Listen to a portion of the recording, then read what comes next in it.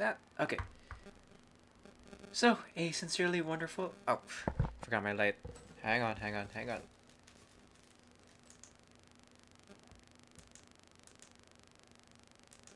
There. Okay. A sincerely wonderful good morning to everyone, or. Blah, forgot my own intro. A sincerely wonderful good morning, afternoon, everyone, and welcome to today's stream. Yes, we are indeed celebrating hitting affiliate today on Twitch, and so I planned in advance about 2 weeks that if I were to ever hit affiliate, I would do something special. And since I know that um, most people who I play with aren't always available to play community games, and I really want to play. If I were to play community games, I would want to play with a community of regular people, or at least more that are readily available. I decided I'll go with something that I'm uh, not comfortable with. The word is like um, something that I'm familiar with, but might be challenging to myself. So today's affiliate special stream, um, this in celebration of that, is going to be a performance of the musical In Strange Woods. Now, just for a bit of background here, In Strange Woods started as a musical podcast, and I believe it's still a musical podcast at this point. You can still find it on like Apple Podcast or Spotify. And here's just go ahead and a link to the website if you want to look at their writing credits and all the people who worked on that musical. And for me, I had discovered that musical pretty close to when it came out because I had been following some of those same creators from a different podcast. If anyone's familiar with the podcast, the let's see, but did I listen to Ars Paradoxica first? Yes, started with Ars Paradoxica, and then from Ars Paradoxica, I found out about the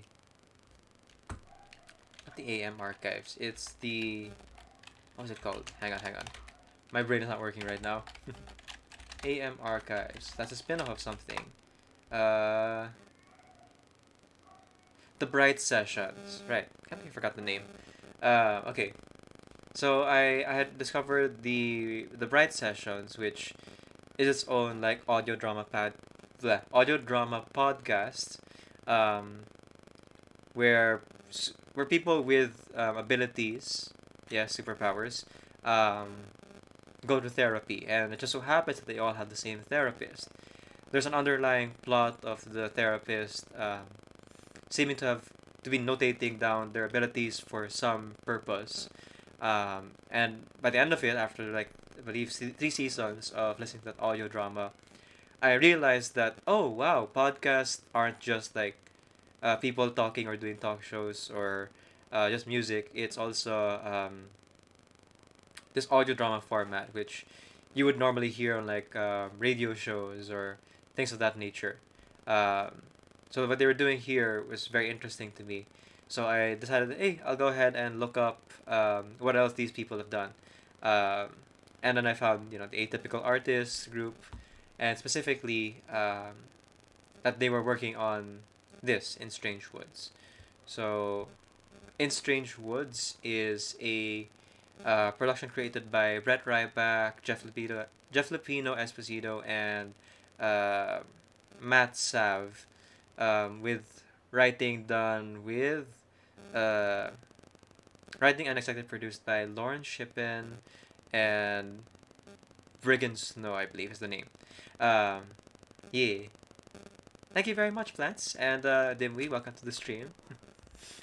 Yeah, so they wrote it together, and it's a fully sound engineered, voice acted, and performed musical in a podcast format, which um, matches really well with the level of confidence I have in performing musical theater, um, where I'm gonna be in my chair for the entirety of the stream, so I can't be doing too much dancing or um, those big movements that normal musical theater has. But in a podcast format, right, I could just like be sitting in the chair, do some minor outfit changes, and then um, do the voice acting to like match the I believe it's a cast of 12 or so people. Um, 1, 2, 3, 4, 5, 6, 7, 8, 9, 10, 11, 12, 13, 14, 15, 16, 17, 20 people. Okay, so there's about 20 voices that I can do.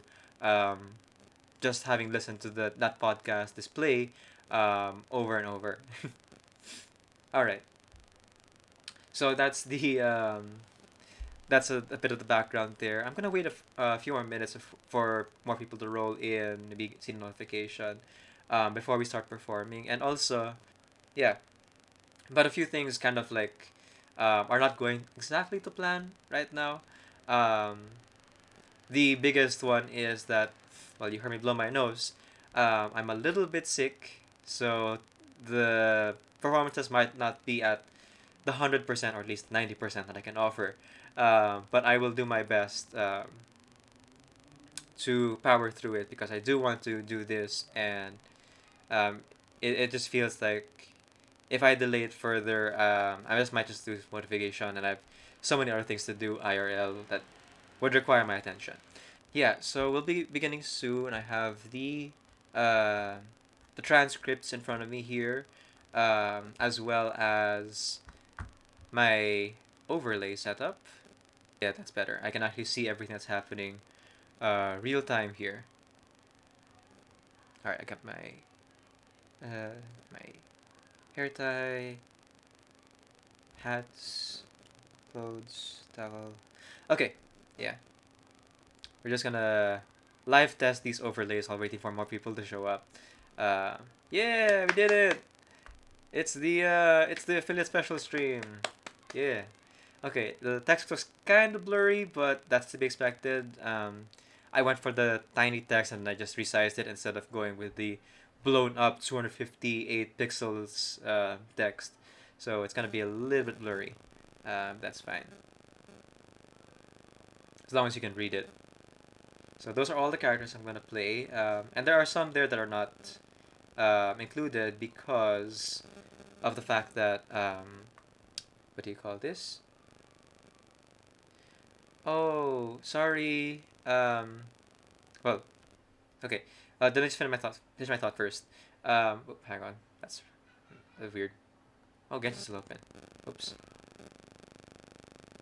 Um, yeah, and sorry to say, Kisa, it is in fact that um, I am unable to open my subs or ads or bits or anything like that because um, specifically my country has this weird thing about I have to verify my identity on Twitch before I can receive revenue or anything like that.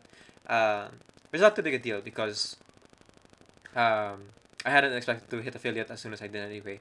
Um, so I'm just in the works of like getting identification that will actually work with Twitch's scanning picture system.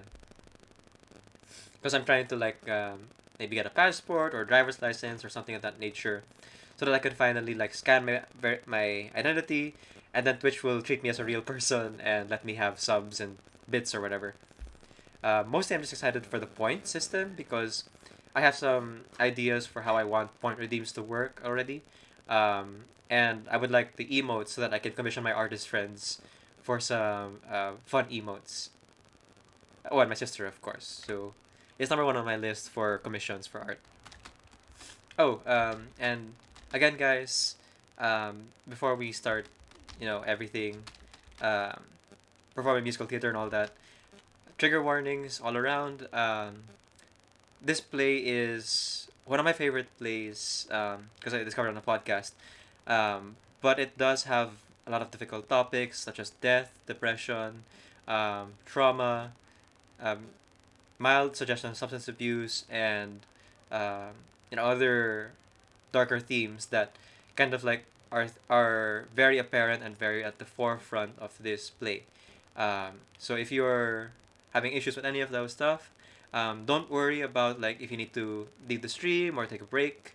Um, the stream will be going on for about 5 or 6 hours. Um, So if you ever decide you want to come back, or if you just want to lurk with it muted, I totally understand. Um, so just trigger warnings all around. Oof, I'm getting nervous. And thank you so much, guys, for coming in. Um, so let's just go ahead and get us started. Okay, so In Strange Woods is split into 5 different parts, and there will be breaks all throughout for me to interact with chat and to just like reorient myself if in case that I feel a bit lost with the what you call this, the script or my tone, um, so I can get ready with all of the things that I need to get ready basically. The setting of In Strange Woods, um, if you didn't already hear all the trigger warnings, is that um, it starts out with a boy getting lost in the woods, an 18-year-old boy, and never coming back out.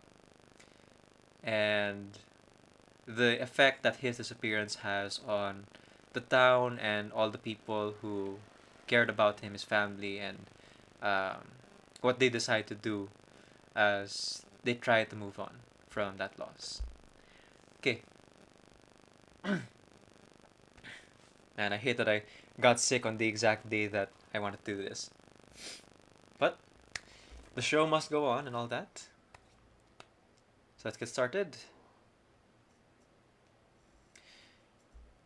In Strange Woods, A Man Who Cannot Be Saved. Written by Jeff Lupino Esposito and Brett Ryback. With music by Brett Ryback, Matt Sav, and lyrics by Jeff Lupino Esposito and Brett Ryback.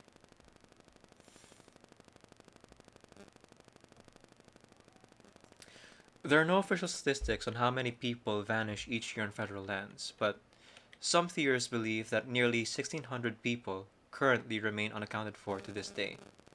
1,600 lives lost forever to the wild. According to the National Forest Service, the number one cause of backcountry death is falling. Beyond that is heat stroke, hypothermia, animal attacks, drowning, and the list goes on. But the truth is, there's really only one thing that kills anyone who dares to venture into the untamed wilderness, and that's our innate tendency to make emotional decisions in critical situations. The people of Whitetail, Minnesota know this all too well. The town of about 900 residents is almost entirely surrounded by the massive Whitetail National Forest, over 2.9 million acres of untouched land. The chaos of nature constantly brushing up against the tidiness of their everyday lives. And one night, in the spring of 2015, someone they love got a little too close to the edge. I didn't know if he was dead or alive, but I just wanted to get out there and look. That's Peregrine Wells. She was a sophomore at Whitetail High School. She'd grown up in Whitetail, but she'll be the first to admit that she was never really outdoorsy. She was more of a movie buff like her mother, Kathy. She liked hanging out with her friends. She dreamed of going to college in St. Paul, maybe studying photography. But that spring, Peregrine's path was altered forever, and she began a journey she never imagined to have to make. A journey that started with a disappearance in the forest, and ended 2 years later with yet another. My name is Brett Ryback. This is In Strange Woods. Chapter 1. A Man Who Cannot Be Saved. And at the time, how did you feel about the search effort? I hated how sure they all acted about everything. Like, they knew what Jacob would do or where he would go, but they didn't know anything. It was a snowy Sunday morning in late April 2015, when Peregrine walked into her brother's room to find it empty. This wasn't like him. There had been no calls, no texts. The last time she'd seen Jacob was Saturday afternoon. He rushed into her room for a last-minute assist with his bow tie. It was prom night. Once fully primped, the 18-year-old center on Whitetail High School's varsity hockey team left home to meet up with his buddies and their dates, leaving his sister behind for what she could only assume would be an unremarkable evening. But what she didn't know was, whenever there was alcohol around, Jacob always hit it pretty hard. That's Bobby Anderson, one of Jacob's best friends. They both brought flasks to prom. It's not like he was an alcoholic, but once the drinking started, he'd always take it a bit too far. Jacob wasn't known for causing trouble, but he'd be taking hits of liquor all night in the hotel ballroom, where senior prom was held. You've got all the kids, the noise, you're packed into this room. You know it's crazy. All the screaming. You just have to assume things are normal. Unless you notice something's really wrong. That's Irene O'Connor, substitute teacher at Whitetail High, chaperone on the night when something went really wrong. Around 11 o'clock, the room thinned out. She figured kids were going home, but what she didn't know was,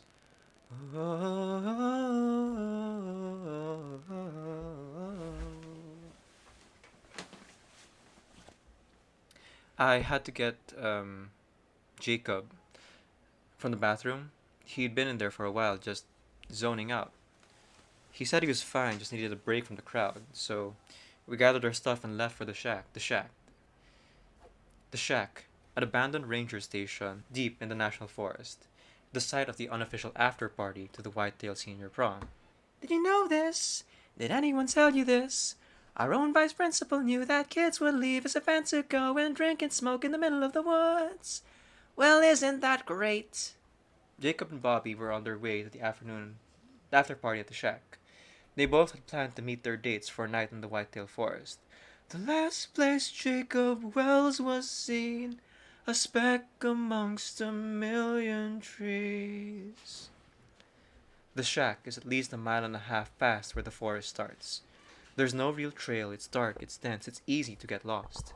They light a bonfire, they dance and drink, they sing some songs, and no one blinks when Jacob decides to turn around and walk back home alone. 'Cause what they didn't know was what happened out there when I left and walked back. When I let him walk back alone. When he found out his date wasn't coming to the shack. He said he'd rather go home. It's guesswork, it's messy, it's hard, and you can't predict how people will behave. These kids should have known not to play in the dark. If you stray from the path, you are bound to get lost in the maze. That's Sheriff Neil Porter. He was new on the job when the call came in about a missing teenage boy. Jacob's mother, Kathy Wells, was on the other end of the line. I told the police what I knew, and I prayed it wasn't too late. You want to do more, but what can you do except wait and wait and wait? At the time, all anyone knew was that Jacob never made it home after he left the shack. Ordinarily, the sheriff's department would have sent search parties out into the woods immediately, but it had been snowing non-stop since 3 a.m. the night of the prom. A mother's hope laid at their hands. The sheriff's team prepared their plans. Here's Sheriff Porter again. We couldn't send our parties till the storm cleared, too dangerous. Lost a lot of time right off the bat. Finally, 48 hours after Jacob was last seen, 4 search teams, made up of county officials and Whitetail residents, were assigned to scan an initial 3-mile radius. The forest is vast and varied. Any footprints were erased by a foot of snow. We tried to think like Jacob thought. Drunk, upset, and alone, where would he go? Peregrine wanted to join the search. They insisted she stay back. But her brother was missing out in the woods. It killed her not to act. While they were out there, I went searching through his room. Searching for clues wall to wall. I wanted to scream 'cause there's nothing I could do. And then we got Bobby's call. It was the second day. We were all really tired. It was getting dark, then I felt something under my shoe. I don't know why I even noticed it. I looked down and saw this cufflink. I was pretty sure it was Jacob's. They were vintage, from his grandpa. I called Peregrine and Kathy right away and they confirmed it. All of a sudden, we felt like we could be close. I knew Jacob had been drinking, who knows where he stumbled, but now he at least had a sign. I thought he might be under a drift, or trapped by a rock. At least he could still be alive. Finding the cufflink fueled another arduous day of searching.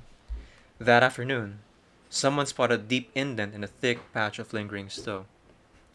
They dug it out, only to find a dead deer.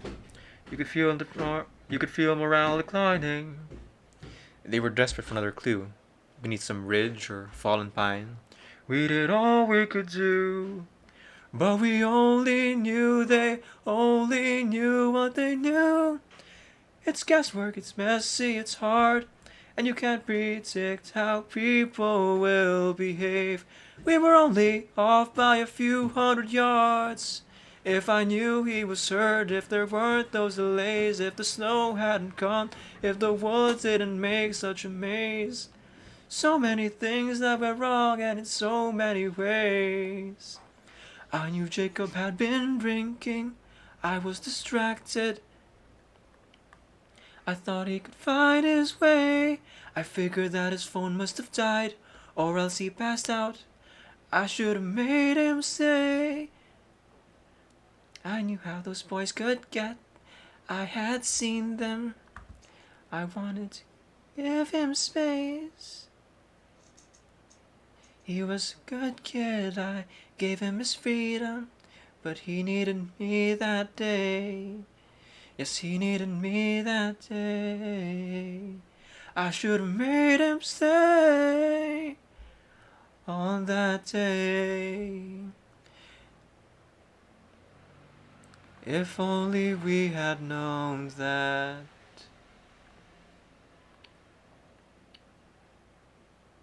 "911, what's your emergency?"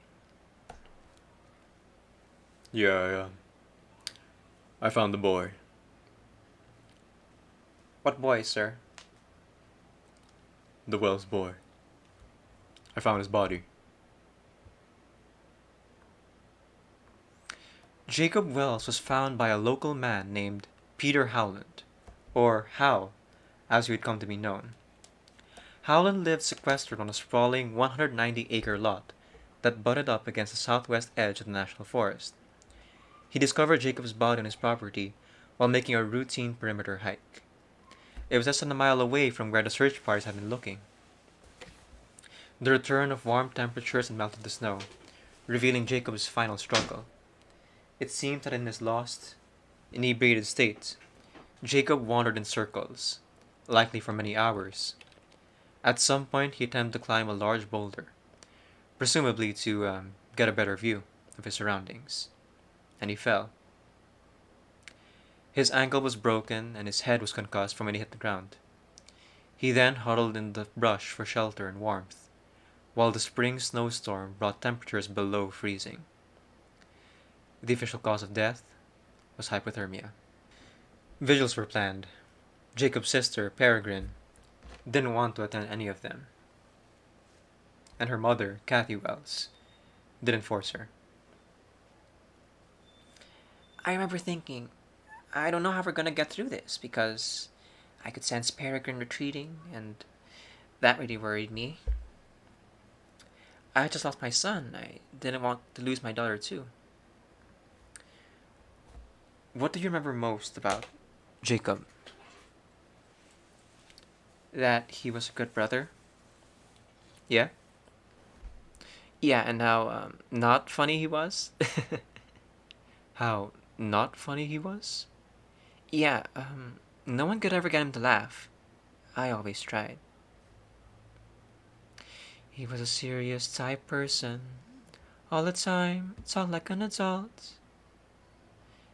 And when he started dating, he liked asking my opinions. I'd say try not to be so dull.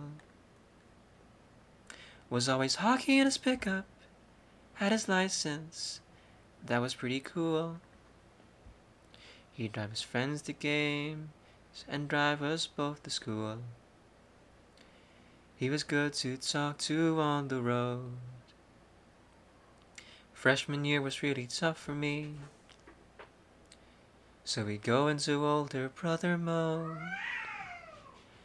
When something happens, come and find me. Come and find me. I'll help get you through. If you're in trouble, he'd remind me. Come and find me. I'll know what to do.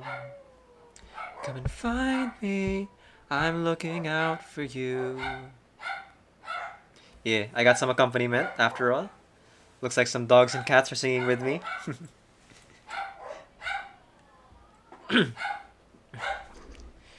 Everyone in Whitedale felt the loss. Irene O'Connor has 5 sons, One of whom was in the same grade as Jacob. She remembers how people came out to help.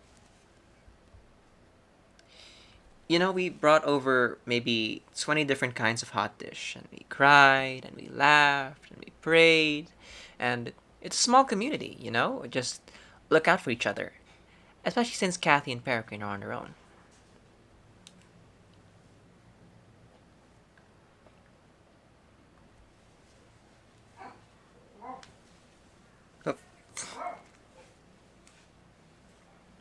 I think Dad leaving hit him harder.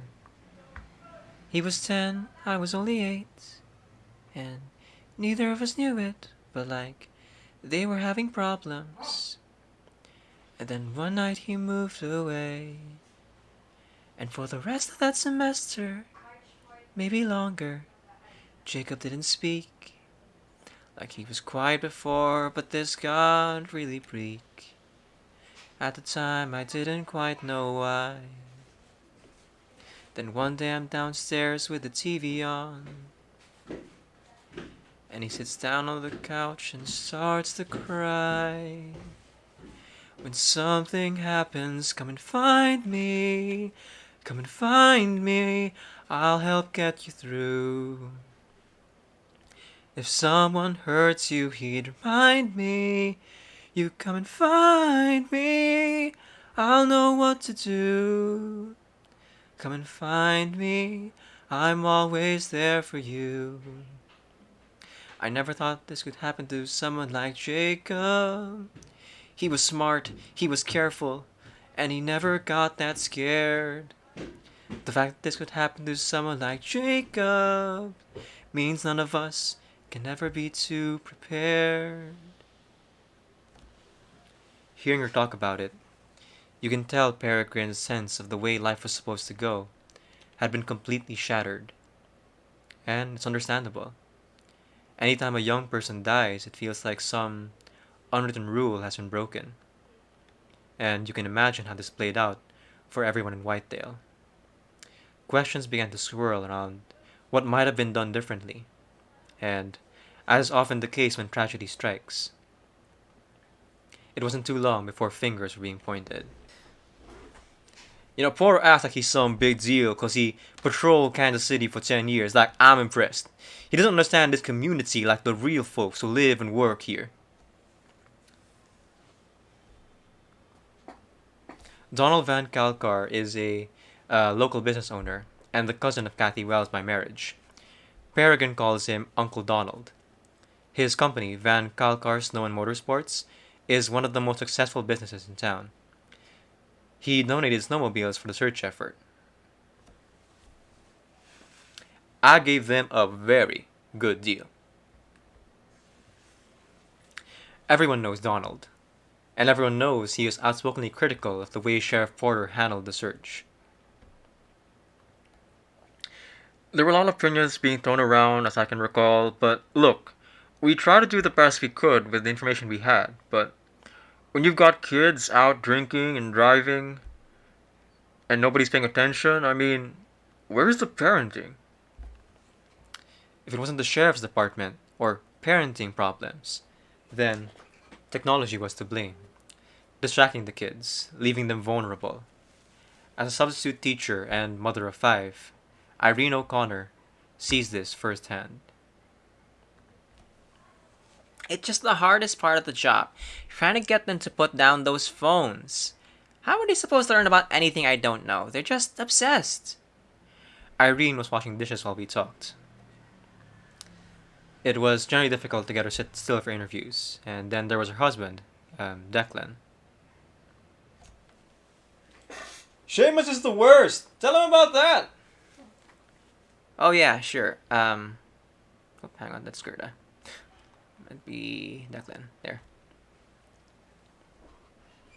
So, Seamus, our second boy, he got into a car accident because of the texting. Yeah! Our insurance went through the roof!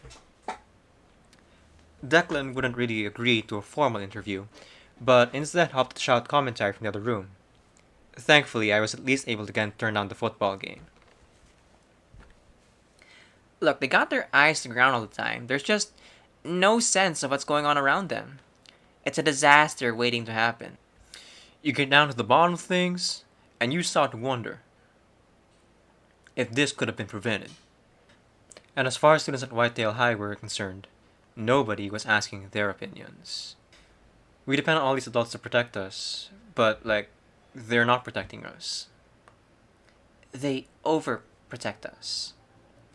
Yeah, they're overprotecting us. They treat us like babies until one day it's too late. That's Peregrine's cousin, John Francis, and her best friend, Lexi. So then it's up to us, I guess. Which is sad, but, that's how it is. I'll probably always think about it. What if, what could I have done? Mom keeps saying nothing, that these accidents just happen.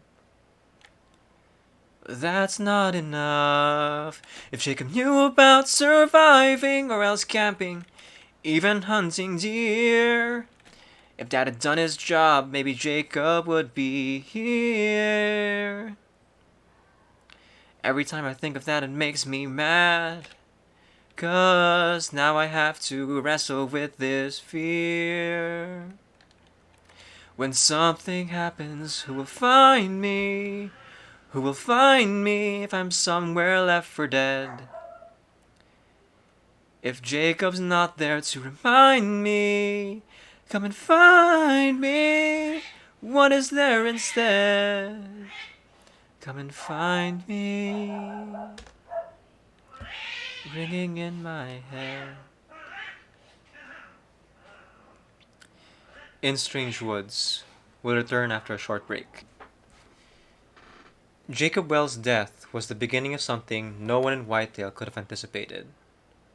A brewing storm that would force the entire community to reckon with the surrounding wilderness, and put Jacob's loved ones in a battle for their lives.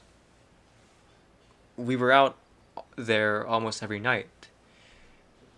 We started thinking of ourselves as survivalists, especially after Peregrine got us training for the final. The final? Yeah, a final exam, end of the year. Everything got way more intense after that. It all began that summer, when Peregrine became obsessed with the idea of survival. Most of the stuff you learn about the woods are little tricks, like moss grows on the north side of the tree or whatever. Stuff that's not really helpful and sometimes not even true. Peregrine has intense brown eyes that seem to always demand something from whoever she's talking to. Her self-assured maturity is contrasted by her round face and youthful curiosity. I read every book at my school library. I started following survivalist videos on YouTube. I even I took this awful class at that the Forest Service provided. It was literally me and 10 fourth graders. None of it offered the relief she sought. Her brother had been hit with the completely unexpected. How do you prepare for that? She wanted to know. And even though Peregrine and her friends had all grown up in the shadow of these woods, survival skills weren't a priority for their parents or their teachers. Sure, they hiked and hunted, went off-roadings in their 4x4s, but to survive, alone, with no shelter and minimal supplies, good luck. My dad says only hippies camp in the woods, because they don't have anything to lose. Yeah, I think my mom was like traumatized from when she used to go with her parents back in the day. I She never wanted you to talk about it. I hunt with my dad, but I wouldn't say we're exactly roughing it. That's Eric. He's another one of the teens here. Yeah, doesn't he have like a portable toilet? Why do you remember that? It's so weird. I just feel like that humans used to be so much better at this kind of stuff. Like we weren't always so defenseless. Peregrine's frustration eventually led her to focus on one person. Um, Can you tell me your name? Peter Howland. And how long have you lived in Whitedale? On and off about 13 years. Do you enjoy living here? I like the quiet. How did this one man, entirely separate from the county's sizable search effort, find Jacob Wells when no one else could? Was it simply a fluke? A coincidence that, because Jacob had wandered onto his property, Howland was able to stumble upon him? Or was there more? Peter Howland appeared in Whitedale sometime in the winter of 2001, unexpectedly inheriting the large plot of land where he now resides. By all accounts, he arrived quietly and rather suddenly. oh, it must have been 4, 5 years before I even realized somebody was living there. The house had been empty for so long. When people did start to notice Howland, it was partially due to the extreme austerity of his existence. His cottage had been disconnected from the electrical grid in the early 90s, and that's how Howland left it. He used candles for light, built fires for warmth. He hunted deer and small game with handmade snares and bow and arrows. Yeah, he mostly keeps to himself. Doesn't bother anyone as long as they stay off his land. You get people like that up in the North Woods. People who want peace and quiet. He's a hippie. Nothing to live for, nothing to lose. He never tried to fit in. Like he has a grudge against normal society. Howland didn't own a motor vehicle, which meant that on the few occasions when he went into town, some 10 miles away, he walked. It was on one of these trips that Peregrine got her first good look at the man who found her brother. His stout build, his long hair and grizzled beard. He'd been in the pick and save before, but like, I never really paid attention to him. But that summer he came in and Lexi was working the registers. Lexi and Peregrine have been friends since second grade. They both work at the grocery store. And we noticed that he was buying all these cans. Beans and chicken and corn. Like 3 or 4 bags of cans. And then he would go outside and put them in his little wagon. And then walk back to his house. And I thought, wow, because he didn't want a truck or anything, so he had to walk. And he's older. Peregrine said she felt bad that he had to walk all that way just to get groceries, so she arranged to make deliveries for him. To Peregrine, Hal wasn't just some recluse in the woods. He was the one person who brought an end to search for her brother when no one else could. She wanted to help him, to thank him, and she had a feeling that he knew things that nobody else did. So, once a month, she would get a grocery list from Hal. Then, after her shift, she'd drive the groceries back to his house. In time, their initial awkward conversation gave way to small talk and more meaningful conversations. What do you think that was about? Her reaching out to him. I think she had questions, and that he can't answer them. But what kind of questions? How'd he find Jacob? I mean, I certainly wondered that. When I interviewed Hal about it, he said he knew that the town had been searching for someone. His property was right there, right where all the search parties had been looking, so when he made his rounds that Thursday morning, he suspected he might find something. It's always the smell. The smell hits you first. And as far as smells go, death is damn near the worst. So I followed my nose like a curse till I found the remains. He was slumped in the brush, exposed to the cold, had his phone in his hand as if God was on hold. That's the mark of a man who cannot be saved. In the days leading in, I'd heard all their calls. Saw them flock to the woods, bearing no skills at all. So I wasn't too shocked when I saw how that boy behaved. He'd never been taught, never learned to survive, didn't make any plan, left his wounds open wide. That's the mark of a man who cannot be saved. Howell's frank objectivity could be jarring at times, but Peregrine was drawn to his point of view. After a few months of delivering groceries, she eventually asked him to teach her certain skills: how to use a bow and arrow, how to chop wood, how to make a snare. Her once a month visits became twice a month. She was learning and enjoying it. Did it ever concern you that she was spending so much time with this man? Oh no. As long as she's doing her schoolwork, she has her job. Her free time. It's hers. You weren't concerned about her safety? Her safety? I just mean because, she's in high school and he's an older guy. Oh, no.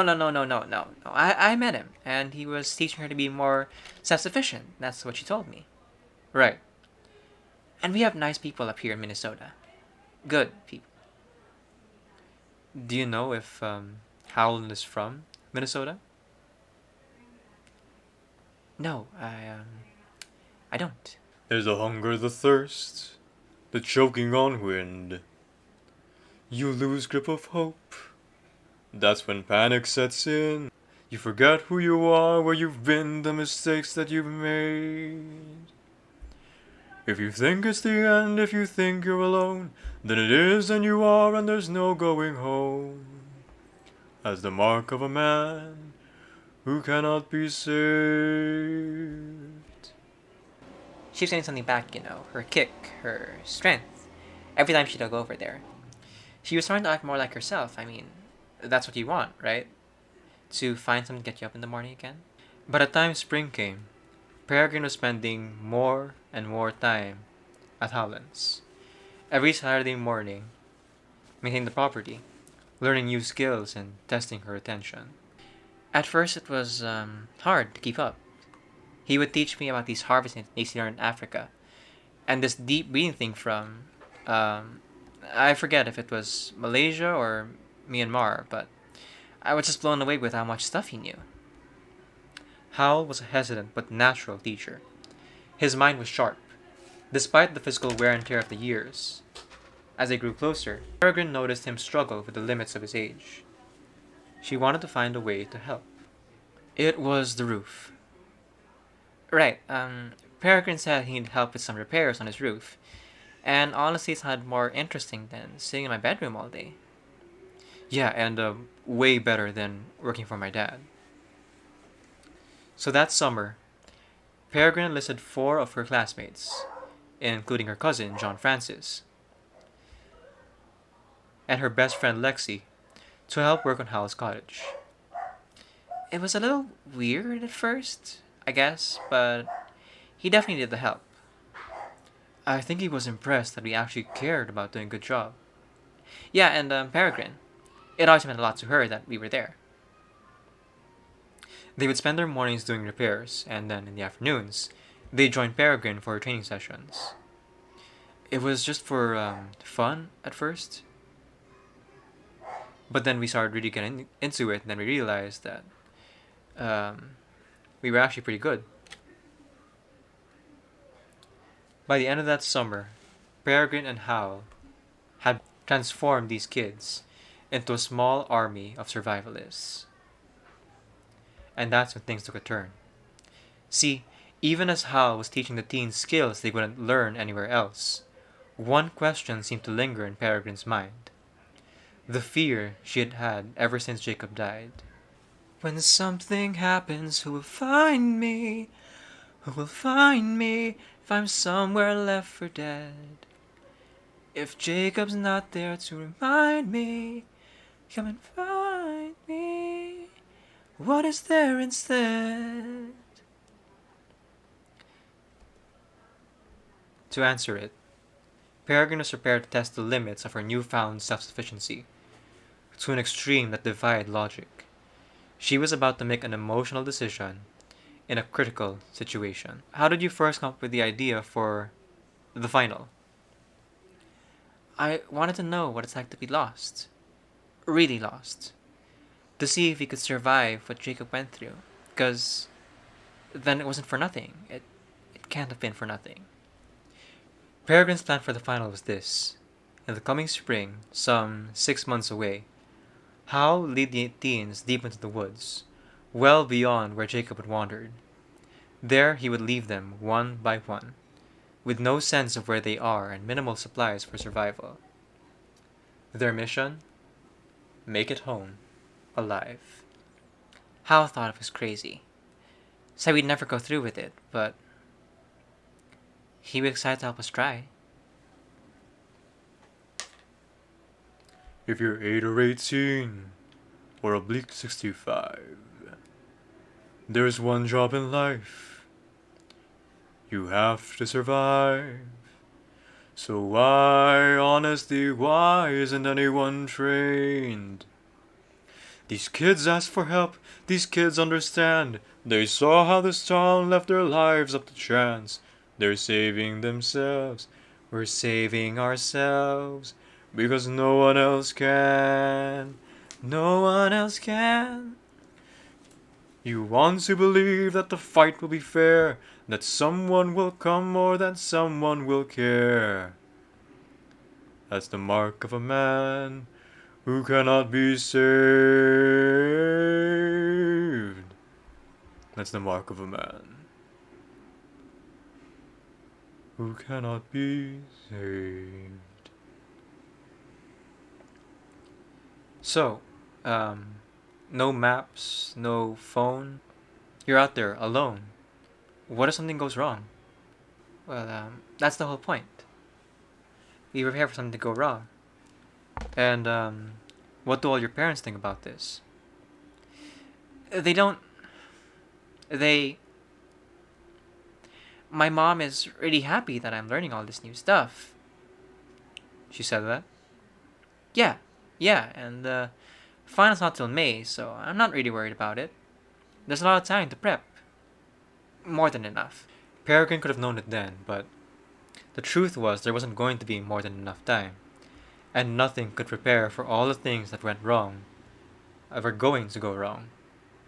Despite her best intentions, Peregrine's steadfast pursuit would take on a life of its own, leading her to betray, alienate, and injure the people she cared about most. And before it was all over, another human life would be taken by the woods. One more soul, lost forever to the wild. I'm actually feeling really good about it. Like, really good. But what she didn't know was... Next time.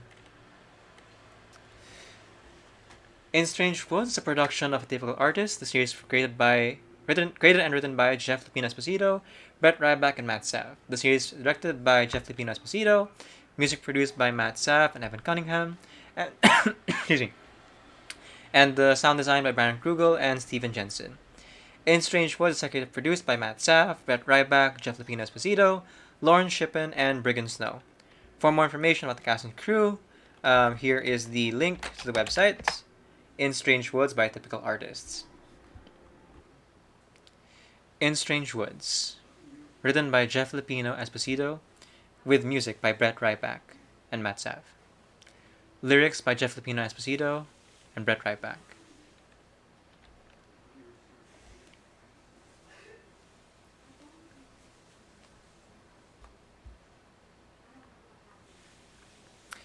I wanted to know what it's like to be lost. Really lost. To see if he could survive what Jacob went through. Because, then it wasn't for nothing. It can't have been for nothing. The Whitetail Forest in northern Minnesota is a tangle of rock formations, freshwater lakes, and millions upon millions of trees. One wrong step will send you deep into a thick expanse of greenery that looks terrifyingly the same in every direction. In navigation, dead reckoning is the process of tracking your position relative to landmarks you pass along the way. In other words, it's knowing where you are by knowing where you've been. Lose track of where you've been, and you end up somewhere completely unexpected. Listen, Brett, the stories I could tell you, the stories everybody's got about this guy. What does Howland want with our kids? He thinks he got away with Jacob. But I know better. I should have known months ago. I feel like a damn fool when I got the call. But that is not happening again. When I talked to Donald Van Kalkar on December 16th, he was pissed. A few days earlier, he discovered what some folks already knew, that his son, John Francis, had been spending his afternoons and weekends training for a survival challenge in the middle of the Whitetail National Forest with his cousin, Peregrine Wells, 3 other classmates, and a man they called Hal. Donald found out about it the way every parent fears, with a phone call from the hospital. That call sent him off on a search not so different from the one I had been on. Who was Peter Howland? Really? And what was his interest in these kids? What exactly did the other adults of Whitetail think was going on? And what would they do when they found out the truth? I'm Brett Ryback, and this is In Strange Woods, Chapter 2, Dead Reckoning. A week before Donald got that phone call from the hospital, and a few days before he called me to see what I really knew, his son John Francis was stretching his legs against a fallen tree in a clearing a few hundred feet from Hal's cottage. It's a chilly December day in Minnesota, but training for Peregrine's survival test, the final, is right on track. Strength, agility, endurance, all the things they'll need when they get themselves purposely lost in the Whitetail Forest. Whoa.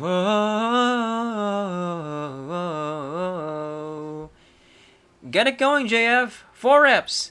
3 sets on the pass stick. Show 'em how it's done. 1, feel the roots, feel the rush in your body when you 2 bursts up, feel the power in your core. 3, sail loose, feel the wind flowing through you when you 4, break down, take every weakness onto the floor. Push into the fear until it shatters. Barriers beware, you're gonna shatter. I'm moving the goal up, I'm climbing up every wall. I'm giving control up, I'm willing to take the fall. Make another crack, it doesn't matter. Never gonna stop until we shatter it all. Throughout the training process, Peregrine has a clear right-hand man in her cousin, John Francis. So, what's the point of this particular exercise? Oh, it works a ton of muscles at once, so it's flexibility, strength, stamina. It's basically what we do at track practice. John Francis was the best pole vaulter in the county 2 years in a row. He's got the build for it. 6'1", lean muscle. His skin is a light pinecone brown, and he might be the only kid in the group that has a spot of acne. His track experience has helped him prepare for this training. You have to focus on really specific lifts and stretches. So when you go for the jump, you don't even have to think about it. You just know you can do it. Make another crack, it doesn't matter. Never gonna stop until we... The strategy made sense. Vigorous preparations now, so the teens would be ready when they found themselves lost in the woods. The hazier part was why they would agree to Peregrine's idea in the first place. Yeah, I was already pretty good at knot tying and knowing which berries were safe to eat because they're Boy Scouts. I mean, technically I didn't go past Cub Scouts because I didn't need to, but I'm pretty set. Shane O'Connor has bright red hair that stands at tension with a boy band slickness. It's the only part of his appearance that seems to put any effort into. His Cub Scout pedigree earned him the nickname Woodsley, or at least that's how he remembers it. It's because I knew all the, I already knew the most foresty stuff. Yeah, right. It's true! Oh my god. Come on, man. What? So, he was insisting he was the expert on some tree or something, right? Yeah, and, he was like, I know what kind of spruce this is because I was in Scouts and I'm really Woodsley! I said Woodsy! Except you didn't. Shut up! Woodsley's parents and his 4 equally freckled brothers are longtime family friends of Peregrine and her mother, Kathy. Well, there's Shannon, Seamus, me, Sean, and Shanley. I'm actually a year younger than the rest of the survivalists, because they're all in Seamus' grade, but nobody likes Seamus. You might remember Woodley's mom, Irene O'Connor.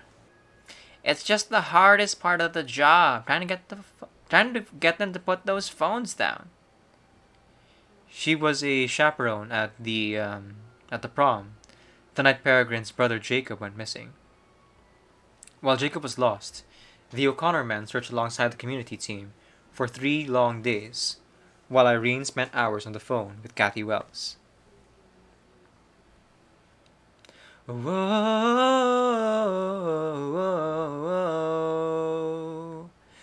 There it is! Way to dig in, Woodsley! Hell yeah! Alright, Eric, let's go! Dodge every branch, every rock, nothing hurts if you can sprint, burst out, press the pain and make it numb. Strike left, right, rise above it when you drop down, the beast that you become. Push into the fear until it shatters, barriers are where you're gonna. I'm moving the gold up, I'm climbing up every wall.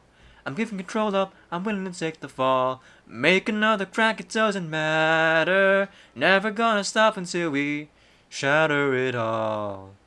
One more set, Eric. You're not done yet. Let's all do it. Why? Let's do it. Okay, fine. Eric was enlisted into the group by John Francis when Howell needed repairs on his roof. Yeah, so, I was in shop class with John Francis around second semester, and he asked if I wanted to help with the roof. I guess he saw I was pretty good at handiwork. Honestly, I was just surprised he was even talking to me. Eric is slim, with sandy white skin and bright blue eyes. He's gay, and he's out. Something that would have been unthinkable for me when I used to vacation here with my family over a decade before Eric was even born. Even when Hal has us work on stuff we don't understand yet, you just, you stick with it, because, it ends up like, it all adds up eventually. Things I didn't get at the beginning are starting to click now. Like what? Like the rule of threes. Yeah, love the rule of threes. There's the tell him, Eric. So, it's all about how you prioritize in a crisis. Just remembering these rules. So it's you can go 3 minutes without air. Yeah. 3 hours without shelter. Yeah. 3 days without water. Yeah, that's right. 3 weeks without food. Yep. 3 weeks without food. And 3 months without hope. That last one's weird. I'm moving the gold up, I'm climbing up every wall. I'm giving control up, I'm willing to take the fall. The 3 boys, John Francis, Woodsley, and Eric, have all excelled throughout the process, but for Peregrine's oldest friend, Lexi, It's been a bit of a struggle. Sweat mats her curly bangs against her forehead as we talk. I mean, it's really good exercise, and Peregrine wants us to succeed. So, I don't mind now that we're doing sessions, and because it's gonna make us stronger. Then, then I don't mind. Because it makes a difference for the. Lexi, come on! 2 more reps. We can pick this up later if you. Sure. Or if you want to just finish your thought. Yeah. No, I just mean we're all in together, and like that's what Peregrine wants, and she deserves that from her friends. So if you keep any stronger, then we'll. Alexandra, let's go. Hold on, I'm talking to Brett. Sorry. No, it's fine. You go, I'll be here.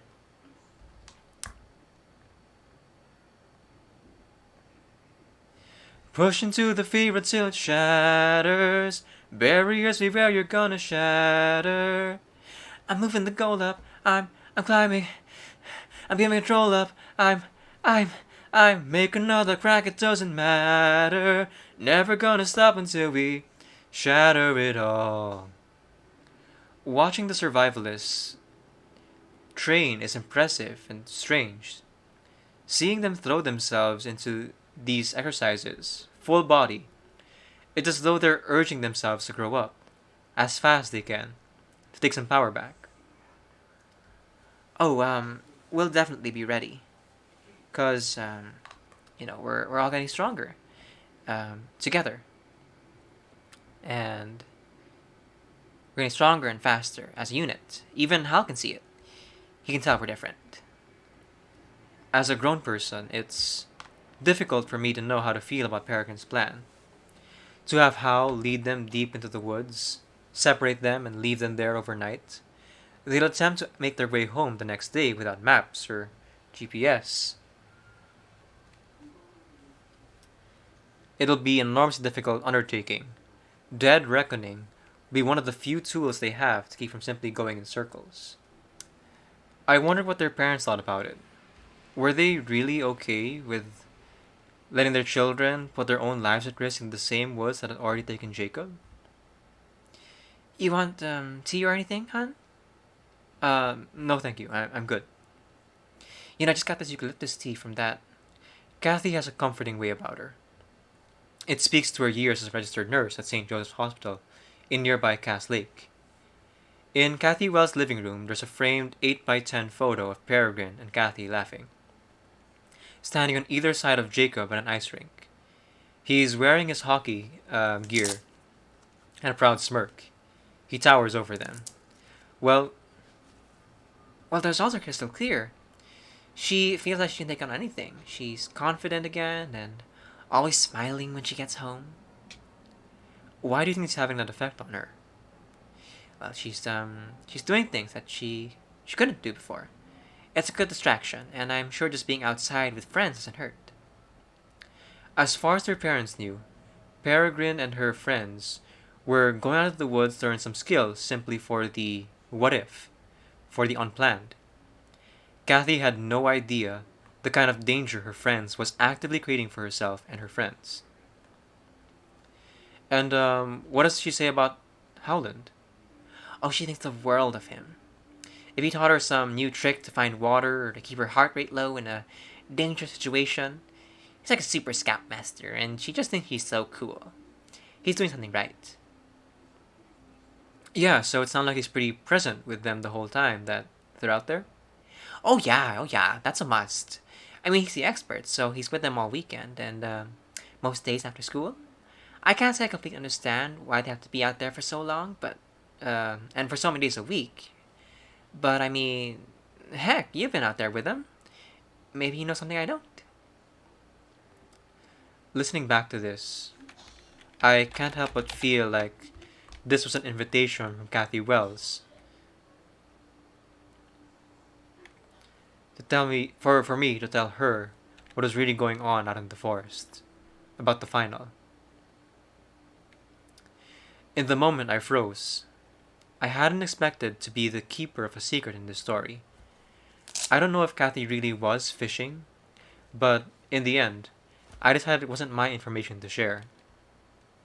I keep trying to remember though. And it's what Pastor Michael said too. And he said I just need to remember to trust myself as a mother and trust Peregrine as my daughter because there's a sacred bond there.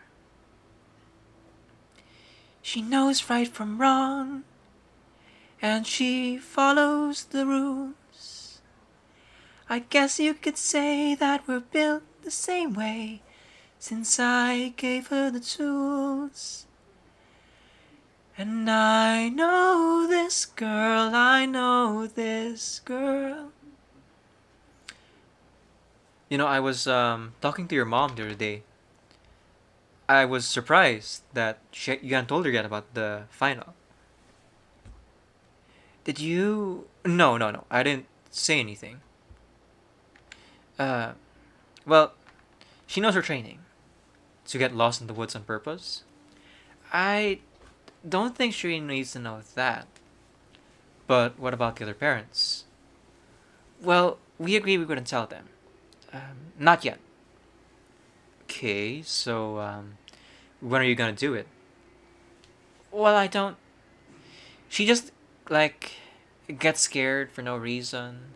But when she sees I can take care of myself in the woods, then she'll know she doesn't have to worry. You don't think she's gonna be mad? Not mad exactly. She should understand, of all people. She should understand. How come? She lost Jacob too, didn't she? The truth is, Hal wasn't always around. Most of the training by this point was being led by Peregrine. The first day I went to observe them, about 2 weeks before I got that pissed off call from Donovan Calcar. See, there is this thing, there's this nonsense they telling you, Britt, even you. I hadn't seen Hal all morning. Apparently he'd been out on a solo hunt. When I finally saw him approaching in the distance, his broad silhouette looked otherworldly. He was dragging a dead deer on a sled behind him. As he got closer, the kid sprung into action. Perfectly choreographed. It's a doe. Eric, can you... Yeah, I got it. I'll get another bucket. There's a clean one under the bench. Yeah, on it. The gutting of the animal was methodic and precise. It was almost reverent. Hal stood at the door of his cottage and watched them work, a proud general observing his troops. Somewhere between the opening of the deer's chest cavity and the removing of its esophagus, I started feeling lightheaded. I didn't have the same training as these teens. I could sense Hal watching me in that moment, squatted, wobbling in my bulky headphones, field recorder shoved between the kids and the deer. Hal stepped inside to wash up. I stopped recording for a few minutes and let them work. Peregrine really pushes us. She's always been pretty headstrong when she's into something. And that's fine or whatever, but I don't know. You know when people tell you they're doing something for your own good, but it actually feels like it's just for them? I don't know, maybe I'm just really tired. When Lexi talks about what they've been through, I feel like I've arrived at Whitetail too late. I wish I could have seen how Hal interacts with the kids in the beginning, before they'd become so independent. Difficult to know how they got there, with a sense of landmarks along the way. No chance for dead reckoning. So what's the plan exactly? Lure some teenage girl into his hut, and then convince her to bring all her friends in this death trap in the woods? I could see where Donald Van Kalkar was coming from. Even from the inside, I felt I was missing something. Something that would explain Hal's investment in these kids. Look, and I don't know how deep you've looked into this, but that property he's been running his little cult out of, that was the Polnex family land. How'd you even get that land? See, these are the questions you need to be asking, Brett. The reality was, without speaking to Hal, none of the participants or the parents would know who he really was. All they'd see was this strange man who had found Jacob Well's body, allegedly by chance. The man who now had their kids coming to his house in the woods, week after week, preparing for a survival challenge administered at his hand. So, that evening, I decided to go back to the source. Hi, thank you. Thank you for agreeing to speak with me. Yeah. Nice and warm in here. You don't travel lightly, do you? No. The main living area in House Cottage is tidy, spare, and practical. A fireplace, a table, a few handmade chairs. I brought this for you. As a thank you. I'm not much of a whiskey guy, but I figured that this looked pretty good. It was unclear whether Hal is himself a whiskey guy, but what was clear was his distaste for my obvious attempt at buttering him up. When I first interviewed him a few weeks earlier, he was guarded, but polite. At the time, I was primarily focused on experience finding Jacob and how he, Peregrine, and the other teens started training together. But now I wanted to know more about him. His past. Something to help me understand his intentions. Where he was born, who his parents were. All things that, it was clear, What does it matter to you? Hal does not want to discuss. Well, I knew when that boy showed up dead on my land that there was going to be some people come around, and they did. Ask me their questions. Wasn't I didn't tell them other than what I told you. Mercifully, they stopped coming around. You will too, I imagine. He scrutinizes me from behind a pair of black, wire-frame glasses. His face is creviced and disapproving, made even more severe by the fact he wears his long gray hair pulled back tight in a ponytail. Life is disappointment. It affects you because you have the opposite expectation. The one topic I can get him to talk about is his philosophy on survival. You expect everything should work out in your best interest. You're a good person, you deserve it. But nature doesn't care about your expectations. There is no good or bad. No pleading with nature. You have to be prepared. For what? All of it. Are you listening to me? If the worst thing would happen to you, are you ready for it? What is the worst thing? You know when it happens. Give me an example. Alright. Let's say your car out there hits a patch of black ice and you careen off the road into the trunk of a 60-foot spruce. Your nose is broken from the impact of the airbag and your brain is swelling from a minor concussion. What would you do? This question catches me completely off guard. I don't know. Guess. I don't know. I'd call for help, I guess. Everybody goes to their phone. Your phone isn't gonna save you. No service here. I begin to wonder exactly what Hal knows about me, and if this is a calculated inquiry. I guess I get out and I try to push the car. You have a brain injury. The exertion caused you to vomit, so now you've lost your fluids. And temperature's starting to drop. I guess I have to wait till somebody finds me. If someone finds you. Sorry, this is... I don't know if you knew, but my parents died in a car accident. Similar to that when I was 13. Did he know? So maybe you do understand what the worst thing is. And here Hal pauses, his mind suddenly elsewhere. He stands and walks into another room. He returns a few seconds later with a key, which he used to unlock a metal cabinet.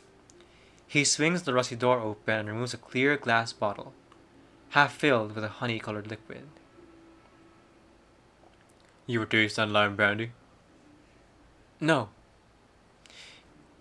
He grabs two small mismatched glasses and fills each with a decent pour. Ah, stronger than I expected. My own recipe. So much for the whiskey.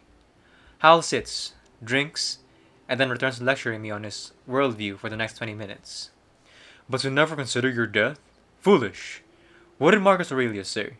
You could leave life right now. Let that determine what you do and say. Eventually, I decided to try another tactic. So, why these teens? Why agree to the final? What does it matter to you?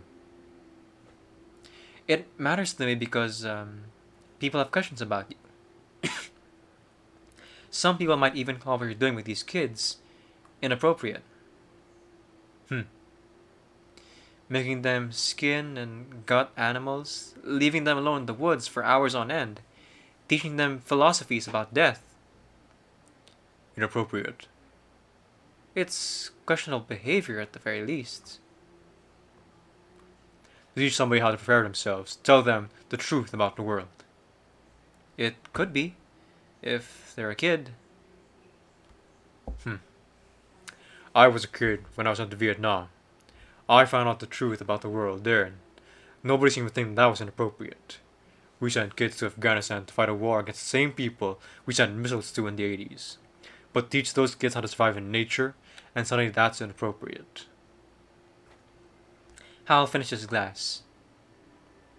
Hal stands up and moves back towards the old metal cabinet. He reaches in, pulls out a stack of photographs. He sits down and begins to lay them out in front of me. Here's what's inappropriate. Israel, 1969. Sudan, 71. Civil War. 1973, Algeria. The Western Sahara.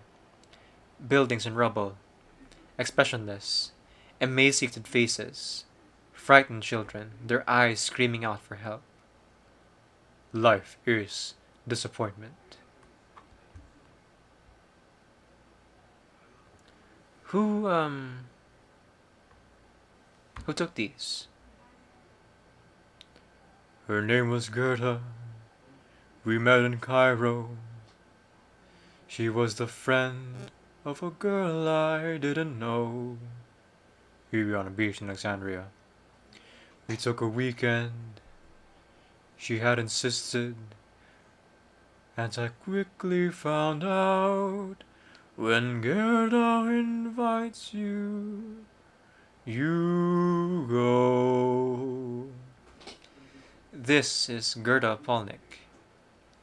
She used to be the owner of this property. Good research. Were you with her when she took these? Yes. They're so striking. There was something so pure how she saw the world through the eye of her camera lens.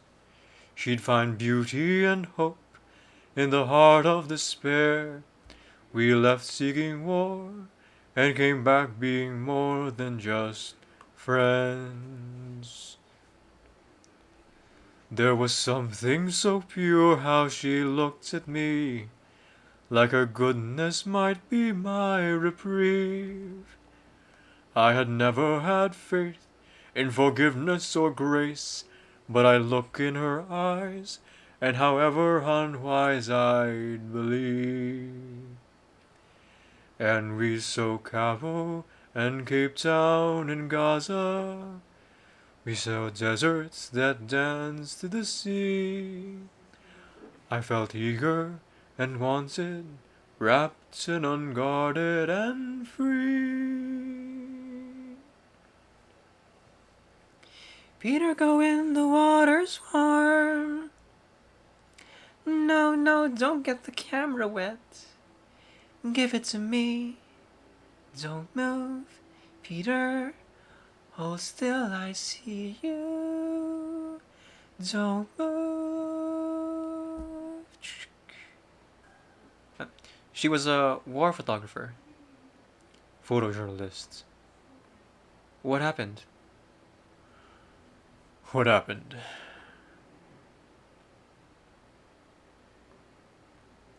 There is nothing so pure in the heart of man as the hunger for power and gold. A decade surrounded by chaos and war made the peace that we stole begin to feel soulless and cold. Inside me an anger was born again for injustices I couldn't cure. I tried to hold fast to the love that we shared, but the darkness would come and leave no room for something so pure. And we saw juntas, contras, guerrillas. We saw bloodshed, scourge, and debris. I felt anxious and haunted, trapped, and I started to flee. Peter, sit down, let's talk this out. No, we are not finished yet. Listen to me. Don't go, Peter. Stay here, I love you.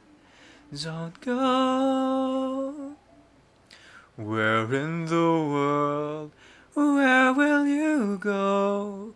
where could I go? Where will you run? How far would I run to leave this behind me? Or must we live with this pain for whatever remains of my days?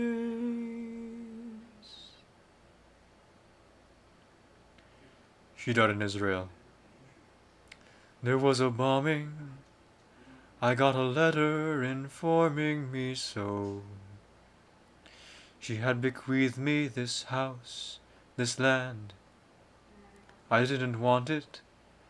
I couldn't fathom. But then I knew in my guts, when Goethe invites you, you go.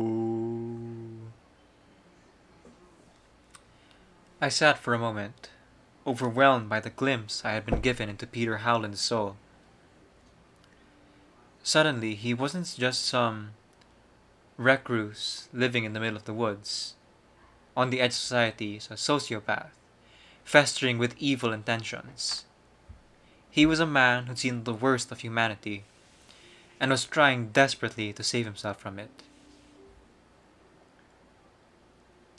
He picked up the photographs and walked back towards the other room. I started packing up my things. That's when I realized I had a voicemail from Irene O'Connor, Woodsy's mom. He sounded frantic.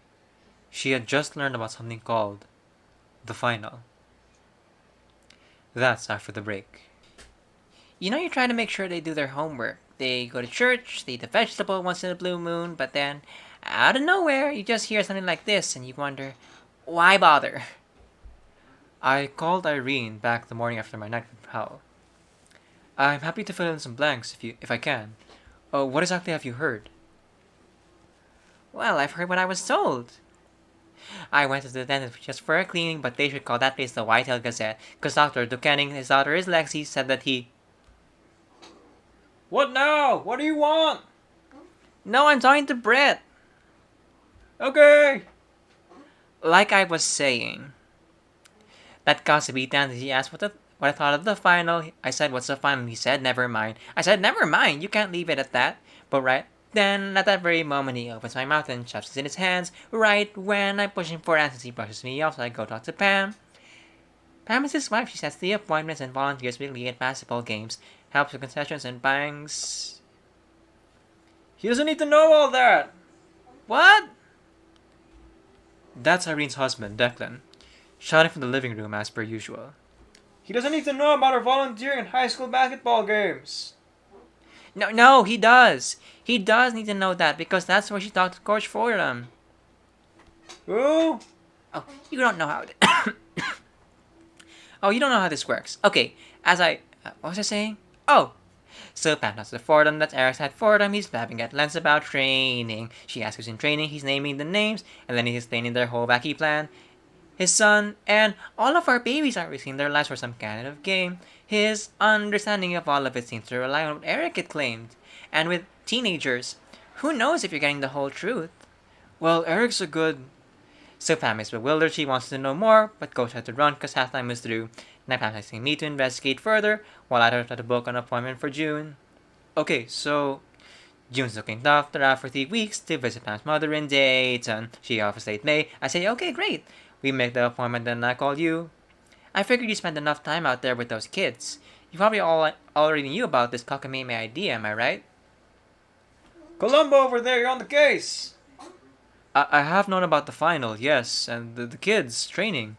I'd be happy to play you some tape of what I've recorded out there if you like, but I'm wondering if you wouldn't mind holding off on telling Kathy about it for now. I wanted to get to Kathy first. I felt like I owed her that before news spread to her, and I felt guilty for not telling her earlier.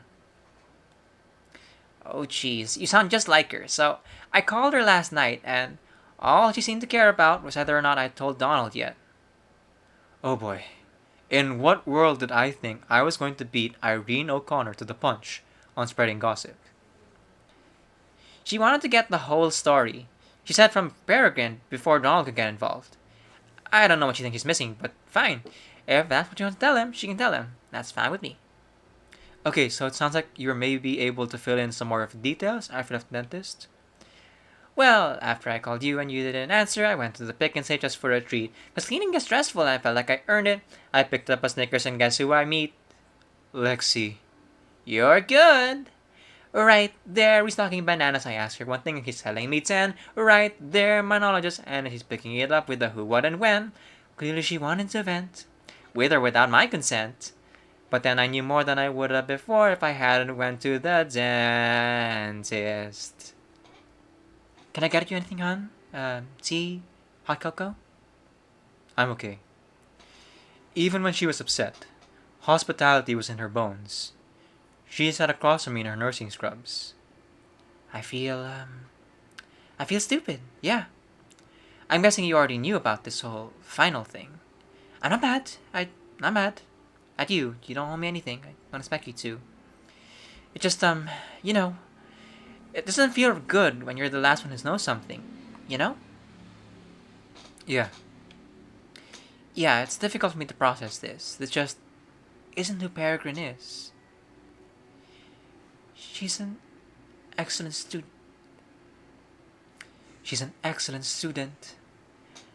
And was always a rational child. She might have rebelled here and there in the past, but nothing this wild. He's the sister, for God's sake, of someone who died when he went out and played in those woods. I mean, frankly, for me, I'm afraid of those woods. She knew it was wrong, how upset I would be. And that's why she lied and she tried what she could just to keep it from me. She's broken my trust. How far will she go? She's not the girl I know.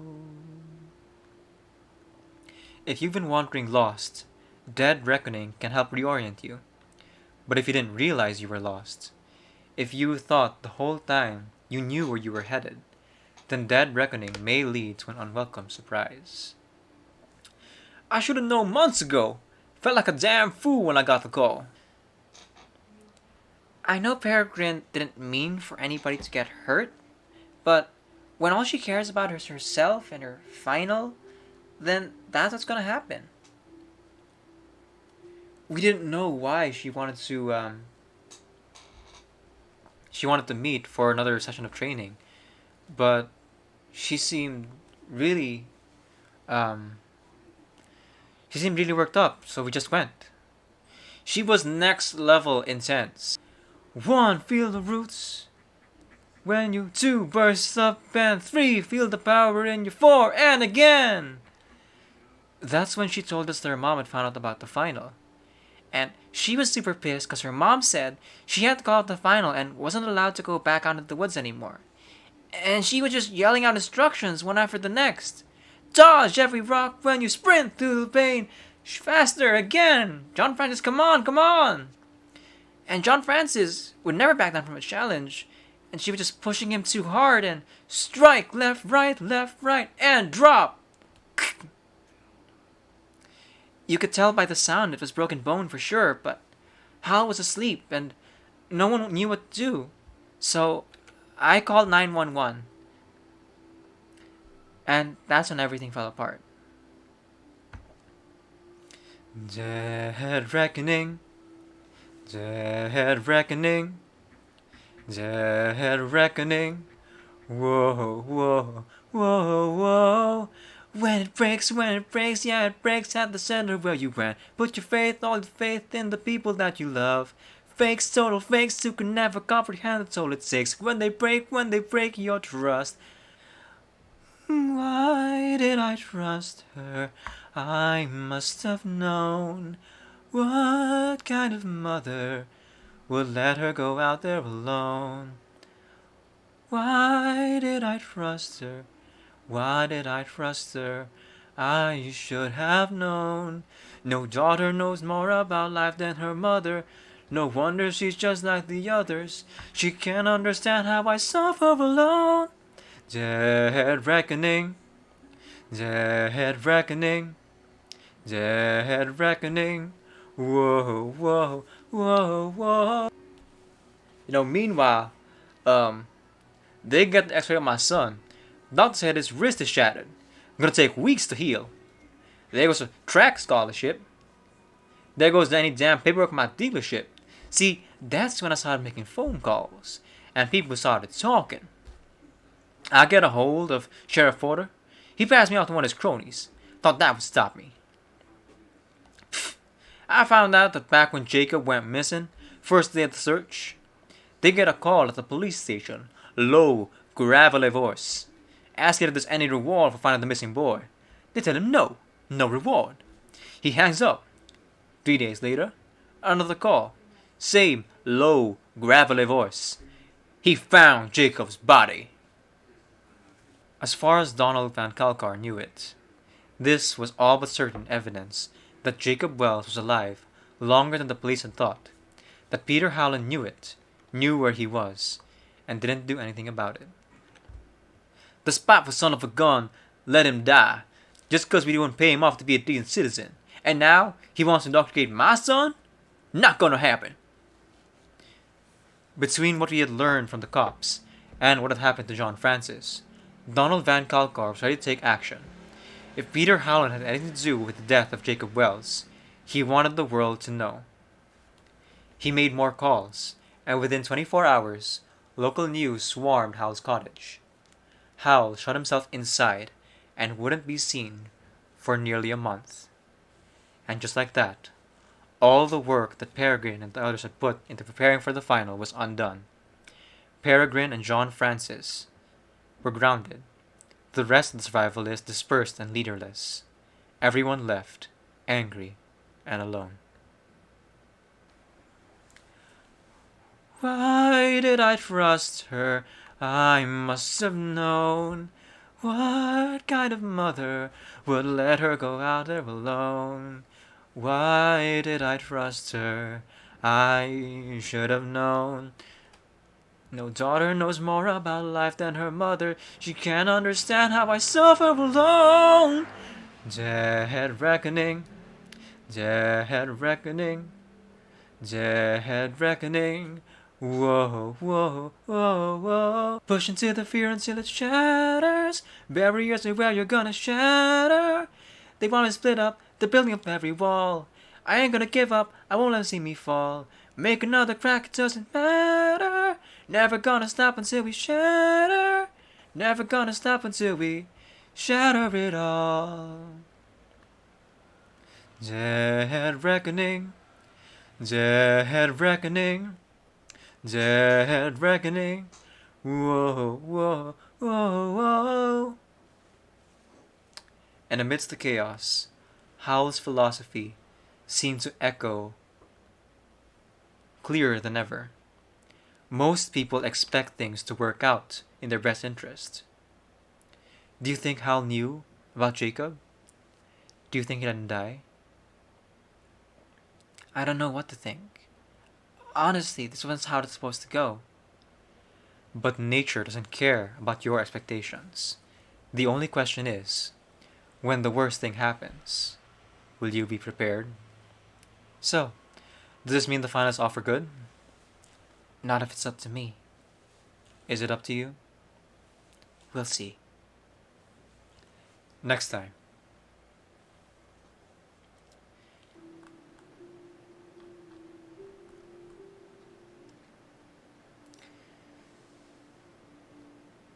These trees were planted long ago, when humankind was young, and in the intervening years, poets, saints, and balladeers have writ of all the sundry fears that lie within the woods.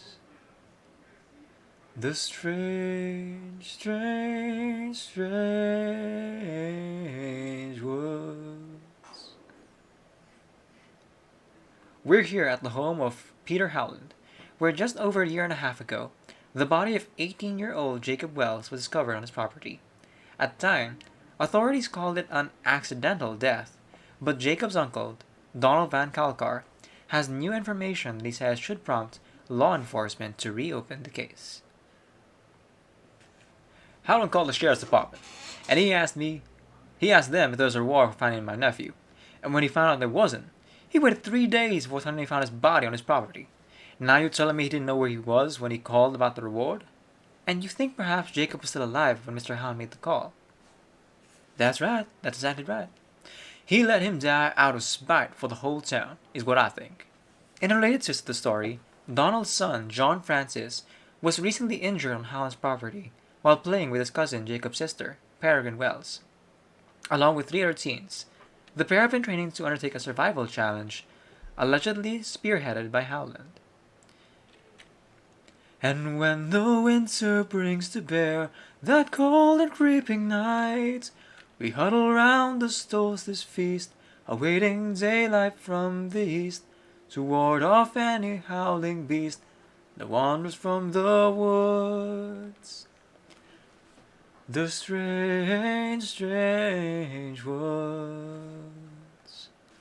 You know, they should be opening an investigation into negligence for my son, and they should be opening a wrongful death investigation for Jacob. We've got a monster right here in Whitetail, threatening the safety of our community. We have to do something about it. I'm Brett Ryback, and this is In Strange Woods. Yeah, so, right now I'm making the scones. Okay, so these are the ones with the nuts, and then these are the ones without. And when they're done, I'm gonna make them without the nuts, I mean. And when I've got the frosted sugar cookies, I got the ginger snaps, the lady fingers, and the peanut butter blossoms. Oh, and don't forget the lemon squares. No, I got the lemon squares, but those are just by the pick and save. Don't tell anyone that.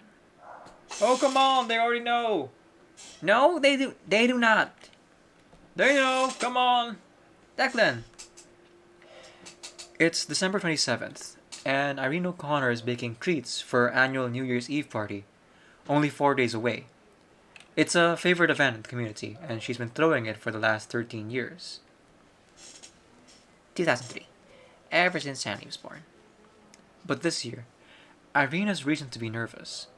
Tensions between the Wells family and their cousins, the Van Kalkars, have been high ever since John Francis fractured his wrist. Listen to this. This is the message I got from Kathy. Hi Irene, it's Kathy calling. I hope you and Declan and the boys had a good Christmas yesterday. The reason I wanted to call is here she goes. I think with everything that's been happening or that's been going on the last couple of weeks, it might be best if Peregrine and I just don't come to the party this year. We just don't wanna. We don't. Okay, so heard that. Okay, so then today I get this one. Hold on. Here we go. Hi, Miss O'Connor. This is John Francis, and Van Kalkar. Yeah. My dad wanted me to call you to let you know that Well, it might be best if but I want to call let you know that we're probably not gonna come to the to your. My dad wants me to call you know that we're probably not gonna come to your New Year's Eve party on Saturday, and that Did you hear that? we're really sorry about that. I mean, this just really threw me for a doozy here. Just without them, there's no turkey drop. And I just don't know how I'm going to. Oh, good, yeah, great. You want to set the entire house on fire? Okay, just ignore him. Ignore him. He's always hated the turkey drop. Okay, a little bit of context here for this drop. Irene's sister lives in a town called Escanaba, Michigan. She told Irene about a local tradition there called the pasty drop. During the countdown to midnight on New Year's Eve, a crane lowers a giant pasty onto the street festival below, like the ball in Times Square. A pasty is a meat pie. It's kind of like a local delicacy there. And since we do ham for Christmas, I thought, why don't we just do a turkey drop for New Year's? Just tie it up, and then you lower it in the deep fryer, then an hour later, everything's kind of late night snack. You heard that right. For the past 2 years, the O'Connors have lowered a raw turkey into a deep fryer to ring in the new year. It quickly became a holiday favorite, and a new whitetail tradition was born. So the first year we did inside the stove, and she burnt down the house! no, Yeah. you go away, go away. What? I almost burned it down. You're just so dramatic. What is this? You're showing off. So then last year, We had to repaint the walls! well, we had to anyway. So anyway, last year we moved it outside and we bought a fire extinguisher. But someone didn't take the turkey out of the fridge in time, Oh, you're blaming me for that? so we missed the whole countdown altogether. Yeah, I'm blaming you for that. So this year the plan is that we just set everything up in advance and let the turkey just hang above the fryer until we're ready to turn it on and drop her in. So that I thought, hold on. The problem is Kathy Wells owns the bull rope they use for the turkey, a professional grade rope that won't burn up in the deep fryer. It's a leftover from her ex-husband who ran a tree trimming business. The other problem is the deep fryer belongs to Donald Van Kalkar. And now we got this family feud going on, and the turkey drop is hanging in the balance. Cancel it! Oh, honest to Pete, he has always hated the turkey drop. I don't know what it is. I went to the Wells house that afternoon. There was tension. Well, I feel betrayed. I don't know how else to say it. I told her I didn't want her going over there to Howland's place anymore, so she's upset at me, and Donald's upset at me, and Irene is upset at me, and I don't know. What is Donald upset about? Well, he blames me for what happened to John Francis, and he thinks I'm being naive about Jacob. You know, ever since my divorce, he's felt the need to be Uncle Donald, in charge of the kids, and I appreciate it, I really do, but I think I know how to raise my own kids. And now he's calling up a lawyer, I guess, and he's wanting to press charges. It's starting to get real complicated. Uncle Donald's calling a lawyer? That's the last I heard. That is so stupid! Nobody did anything wrong. Well, you don't think it was wrong for you kids to be out there, running in the woods by yourselves? Your cousin had a compound wrist fracture that... It was an accident, okay? It was an accident. Hal wasn't making us do anything. He wasn't even there. It was my fault, okay? It was my fault. Well, why wasn't Mr. Howland there if you're out in the woods by his house? Because I'm trying to learn to be more self-sufficient. So I don't have to rely on somebody else to take care of me, because you'll just let me down anyway. Excuse me? But I am looking out for your safety. I don't understand what's so important you gotta make some plan to put your life at risk. No, you wouldn't understand because you don't even know how to make your own choices. I just want to know that I can trust you again. Because I don't right now. And it's my job to protect you. If you don't want me training with Hal, that's fine. But when I turn 18 in February, I'm going on the final. And if I have to go by myself, I'll go by myself. But I'm going. Yeah, so, now you know what it's been like. Peregrine tidies the desk in her room. There's dirty clothes thrown on the floor. A stack of incomplete college applications on her dresser. It's been a difficult few weeks.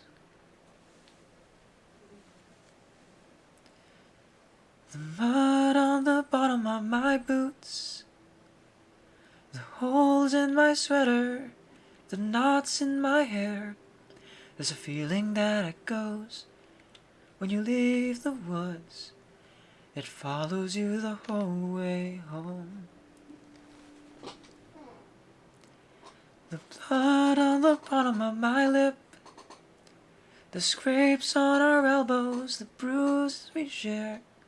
There's an easy surrender when they're by your side. A comfort that they'll come to know what you know, but they don't, no they don't. So I'll do it alone, alone, alone. I'll be fine without them. Alone, alone, alone. I can't think about them. I haven't really seen her since the hospital. She hasn't called or texted. My dad took my phone when he grounded me, and she hasn't called the house, so I think he's pissed at me for breaking my wrist. How come? Because then my dad would be doing all of this. We'd be out in the woods, getting ready for the final.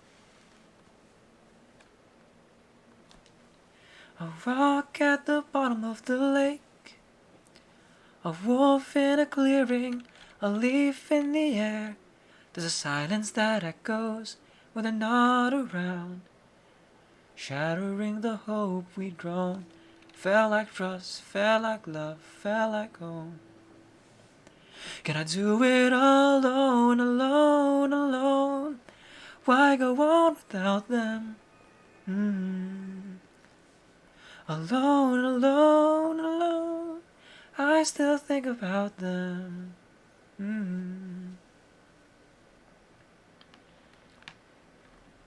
No, I don't think the final's gonna happen.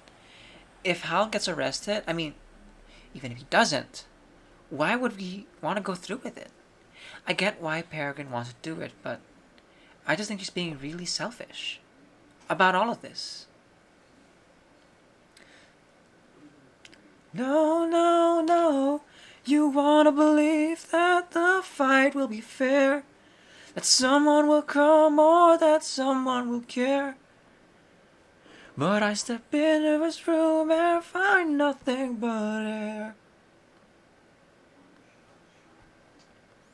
There's one job in life, and this time I prepare. I'm saving myself, 'cause no one is there. No one is there. So I'll do it alone, alone, alone. I'll be fine without them. Alone, alone, alone. I won't think about them. I'll do it alone.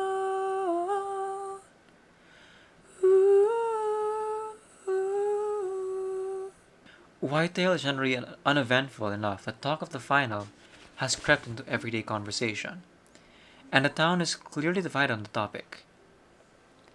On one side, you've got folks who think the kids are old enough to make their own decisions. On the other side, you've got people who believe it's irresponsible to look the other way while teens risk their lives.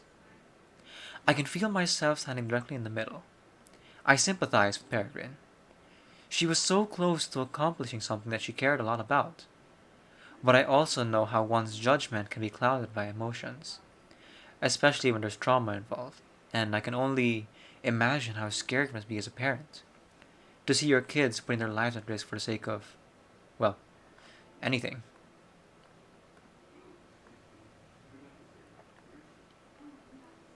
And then there's Hal. Never have I met a man who, the more you learn about him, the less clear he becomes. The stories I could tell you, Brett. The stories everybody's got about this guy. And Donald's right. Everybody does have stories about him. And the more stories you hear, the less Howl seems like a real person, the more he becomes like a character in a tall tale. A cautionary story that parents tell their kids about an evil winter king who reigns during the cold months, draping the village in early darkness so he can eat little children who misbehave.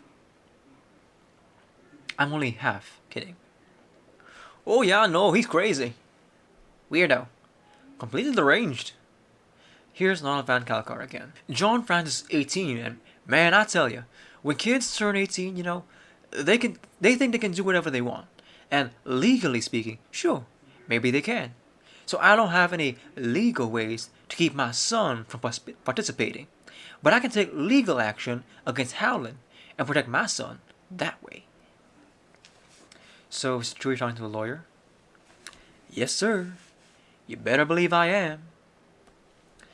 In addition to a negligence charge against Hal for the injury of John Francis, Donald wants the Sheriff's Department to open a wrongful death investigation into his nephew's death. If Hal knew that Jacob was alive and injured somewhere, but didn't say anything, that omission could be criminal. I get where Donald's coming from. This is Sheriff Neil Porter. He led the search effort when Jacob Wells went missing. He and Donald have clashed ever since Porter started working in Whitedale. Look, my wife and I have a 4-year-old and a 6-month-old. So as a parent, I don't want to lash out against someone who's hurt your family. Then, why don't you think wrongful death investigation should be opened? The coroner's report says Jacob Wells died the night he was missing. The night of the snowstorm. Now, I know some people might think that Howland has superhuman abilities, but how was he supposed to know that Jacob was out there that night in the middle of a snowstorm? But was there a phone call asking about a reward for finding him alive? I can't comment about that sort of thing. Are you saying there was a phone call, but you can't comment on it? I have no comment, but if you look at the facts, and the fact that Howland has no history of criminal behavior, everyone just needs to calm down. But if you ask one of the locals, or rather some of the locals, Howell does have a history in Whitetail, and not a very good one. No, he's got a grudge against his town. Had one ever since he got here. Now he's got John Francis pledging allegiance to this nonsense. Put him in the hospital. Gets him riled up for some survival challenge.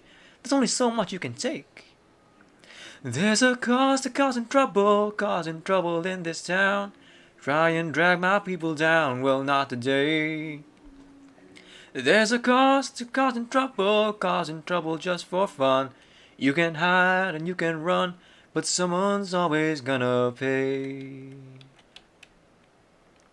It's been like this for years. I heard from Vicky, waiters down at the Greystone Diner, that she heard straight from. I heard from one of our regulars. Said she saw Howland physically removing trail markers from trees. Said they were too close to his property. Just hacking them off like he wants people to get lost.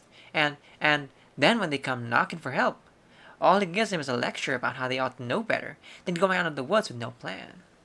It's like he gets a kick out of seeing people suffer. I swear, I told John Francis 1,000,000 times.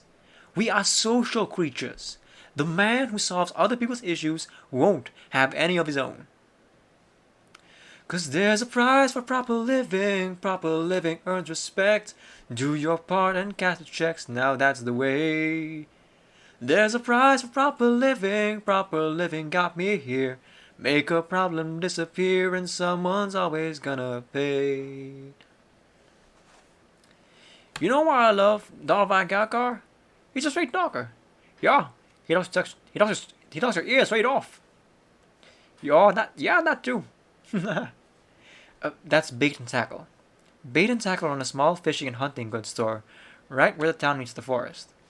Those aren't their real names, but that's what everyone calls the 64-year-old twin brothers. They've heard their fair share of stories about Hal too. You know, I told Donald this. There's a time somebody saw him sleep inside a gutter moose. Caught him climbing out from under a flap around 5 a.m. Like it was nothing. Gives me the heebie-jeebies just thinking about it. At least warmer than seeing my mother-in-law's. Yeah, smells better too. Oh, but the dog. Yeah, the dog's in the story. I tell him, Okay, so this couple comes in the shop, They're up from Madison, little weekend trip, and the wife, she's crying and crying. Husband doesn't know what to do. See, they went out for a hike that morning, and young couple. I saw him that morning. Had this big dog, Mastiff, English Mastiff. They said, real proud. And the two of them are out there, probably 2 miles in the forest, and they just got this dog walking 50 feet in front of them. And suddenly, whoosh! An arrow zooms out of nowhere. Frap! Down goes the Mastiff. They start screaming, terrified. Where did it come from? What the hell's going on? Then Howland comes over, compound bow in his hand. He's yelling at them, "You don't bring a beast like that into the forest. What do you expect? Looks like a deer from 80 yards. Heaven knows why they didn't press charges. Poor kids. I earned my place, I paid my dues. I won't forget what I've been through. The disrespect, the things you get when no one else here looks like you. This madman spreads his poison around, trying to see my work undone. But he does not control this town, not my family, not my son. 'Cause there's a path that's paid for justice in the end. If you follow it, my friend, you win the day. There's a path that's paid for justice, swift and blind. When you leave that path behind, then you are always gonna pay. Yes, there's a path that's paid for justice, swift and blind. When it's written by his kind, then we must always make them pay. Hi there. I walk up to Hal's place. I found a reporter. You're a reporter? What's that? What station do you work for? No, I'm a writer. Can you turn it off? Sure, yeah. I went to Hal's property and found a local TV news van parked out front. They were waiting for Hal to emerge, like Bigfoot fanatics hoping for a money shot. The cameraman said Hal had sat outside it over 72 hours. Like he's hibernating, he said. I felt sorry for Hal. I really did. I understand the town's frustrations, but the stories whitetailers tell don't exactly line up with the man who opened up to me over a glass of dandelion brandy 2.5 weeks ago. Bitter, sure. Maybe even angry, but principled. And lonely. He has no family, which connects me to him. Or maybe it binds me, I don't know. But as far as I can tell, Howl is a folktale in the truest sense of the phrase. He's a story the town has made up to explain the things that they can't understand. His isolation, his odd habits, his otherness. In some solstice tales, the Winter King must die in order for each new year to begin. Until he does, the days will continue to get shorter and shorter. It's part of the natural cycle. Those stories, it turns out, aren't about fear of the darkness. They're about making way for the light to return. Stay tuned for more after the break. Again! 3 minutes without air, 3 hours without shelter, 3 days without water, 3 weeks without food, 3 months without hope. Again! 3 minutes without air, 3 hours without shelter, 3 days without water, 3 weeks without food, 3 months without hope. I meet up with Eric and Woodsley at the southwest entrance of the Whitetail National Forest. They let me join them as they go on an unofficial training hike, a few days after Christmas.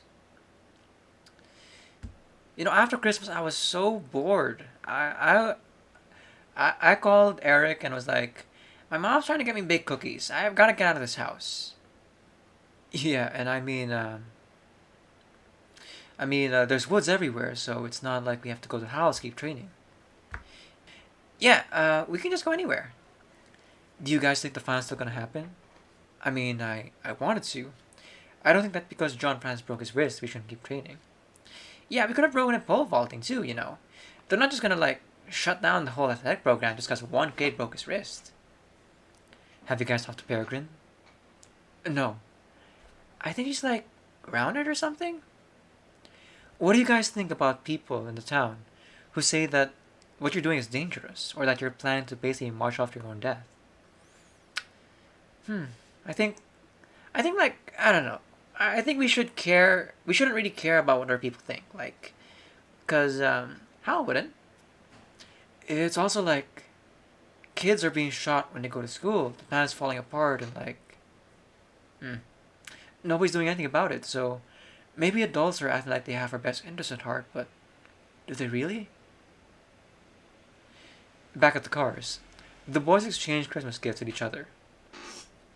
Uh, it's a lot of tape, sorry. Woodley tears into his neatly folded gold wrapping. Oh wow, what is this? It's a vintage Boy Scout merit badge. Pathfinding merit badge. Whoa! See, from 1932? Whoa, that is so cool! I got it on eBay. Wow, man, this is really awesome. Thanks. Yeah, no problem. Okay, open yours. Okay. Eric rips through the crumpled wrapping job, and his eyes light up. Whoa! Right? Isn't it awesome? Wow. It's a Smith & Wesson 7-inch folding knife. Eric weighs it in his hand. You know, Hal always says the more you know, the less you carry, right? Yeah. Well, you got one of these bad boys. You don't need anything else. The aluminum handle is a dark purple, which matches Eric's hat and gloves. It's my favorite color. Yeah, I know. I had to look everywhere to find that one. On December 29th, Irene O'Connor's party was only 2 days away, and she still didn't have what she needed for the turkey drop. You know, I'm just waking up in cold sweats. All I can think about is, how am I going to get my hot little hands on one of those deep fryers, you know? Why couldn't you just borrow them? No. I mean, oh hey, sorry you're having family issues, but can I please borrow your bowl rope and deep fryer? No, that's insensitive. And I can't do that. Yeah, so instead she turns to subterfuge. When I telephone Kathy, I'm asking how is she, then mid-conversation I drop the attack. I casually mention a message from Donald. He wants some advice. Would I please call him back? Was it true? No, Fred, of course not. But now she's intrigued and she's asking what is it. I tell her he told me he's sorry. I said about your fighting. He said exciting because I'm sorry too. She's as grateful as ever and hangs up the phone to give Donald the ring. She has no indication I already called him and said the same thing. So you were able to get him to talk and work things out. I'm impressed. It honestly wasn't that hard. I just had to play the right card. How they settled the affairs, who knows and who cares? Because now here we are at the party. Alright, well, cheers to that. So I'm going around to talking to people, and I'm curious. Have you heard about the kids going out in the woods with Peter Howland? Oh yeah, Peregrine Wells. That's right, and what do you think about them doing a survival challenge? Would you let your kids do something like that? Oh no way. My kids don't last 3 seconds without their phones. Could you ever see them let them do something like this? Going out in the woods, camping out there? Sure! Yeah? Oh yeah, why not? I did worse than that when I was a kid. Oh yeah? Oh sure, you gotta let kids learn. You gotta let them make mistakes. Even, dangerous mistakes? Maybe. Sometimes. You know, I wouldn't be surprised. I wouldn't be so worried about them in the woods, but you think they could survive in the woods alone? I don't know, but you can't protect them from everything. I'd be more worried about Howland. Yeah. Really? I don't trust him. I would imagine he's pretty upset about all the attention, and I wouldn't be surprised if he tried to get even. That's right. I was actually a little worried about him coming here tonight. Do you think he would do something during the party? You never know. That's right. Whether or not they'd let their own children participate in the final was a matter of debate. But there's one feeling these parents shared. But you know, they're not our kids. They ain't my kids, so I'm not their mom, so I don't have to worry about it, thankfully. Eric and Woodsley gorge themselves on potato chips and pigs on a blanket. They dart back and forth in the upstairs party area and the downstairs rec room. There they are! Hi, Kathy. Happy New Year. About 40 minutes in, Peregrine and Kathy arrive, bull rope in hand.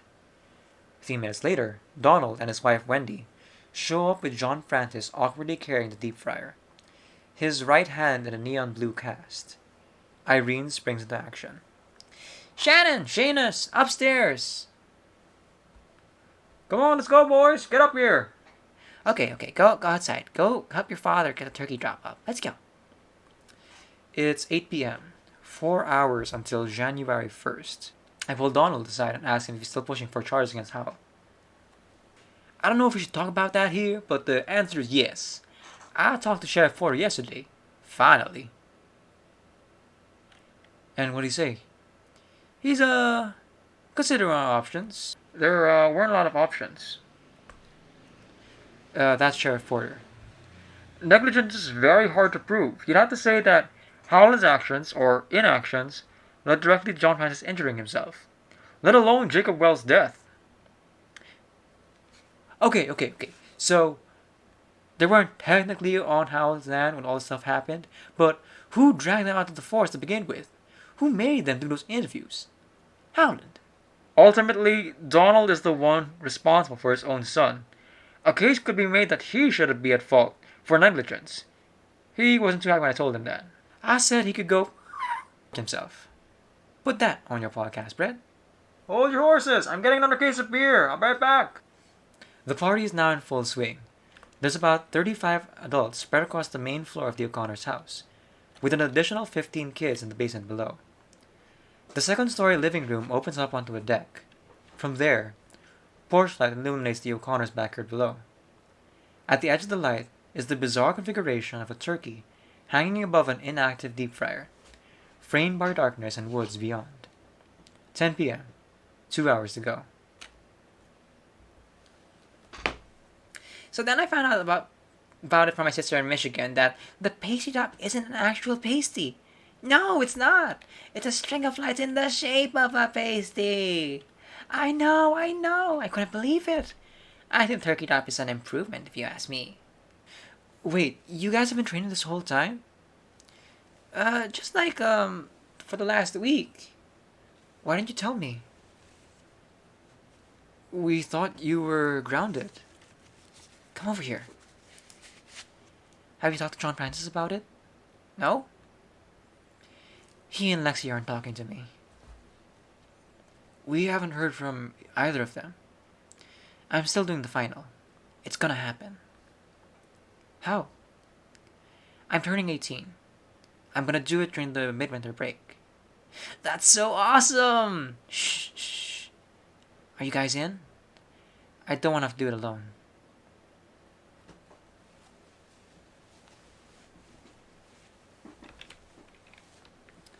Just then, John Francis walks in.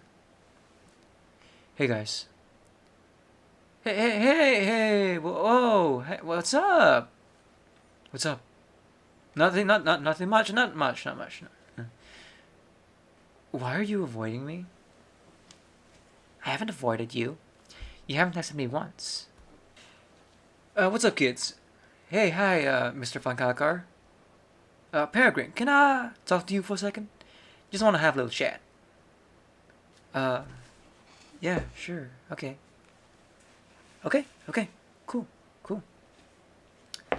Donald walks Peregrine out of the living room and into one of the vacant bedrooms. Just off the hallway, Eric and Woodsley look expectantly at John Francis, who stares at the closed bedroom door. I find Kathy Wells in the kitchen, grabbing herself another LaCroix. I ask her about what Donald's saying to Peregrine. Oh, I imagine he's, telling something or other about how she shouldn't go, that's for her own safety, that you should trust him, he's done this before, with Jacob and Peregrine. Tries to be the disciplinarian, I guess, because he thinks I'm not. Is that, something you appreciate, or? I don't know, Brett, I don't know. You asked me these questions about what I think about my relationship with my cousin-in-law and my kids, and Honestly, Brett, I've never had to think about this stuff. My life has been a series of just getting through it.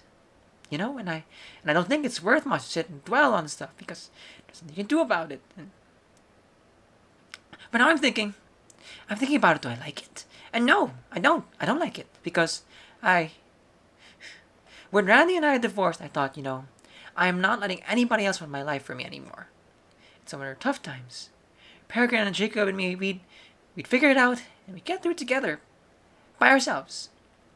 So then when we lost, when Jacob, I'm sorry. It's okay.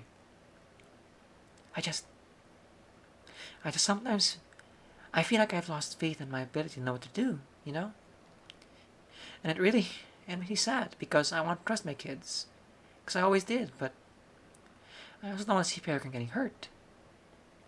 And there's the crux of it. If you try to protect your kids from the harsh realities of the world, how will they be prepared when they're lost in the woods, with no one to find them?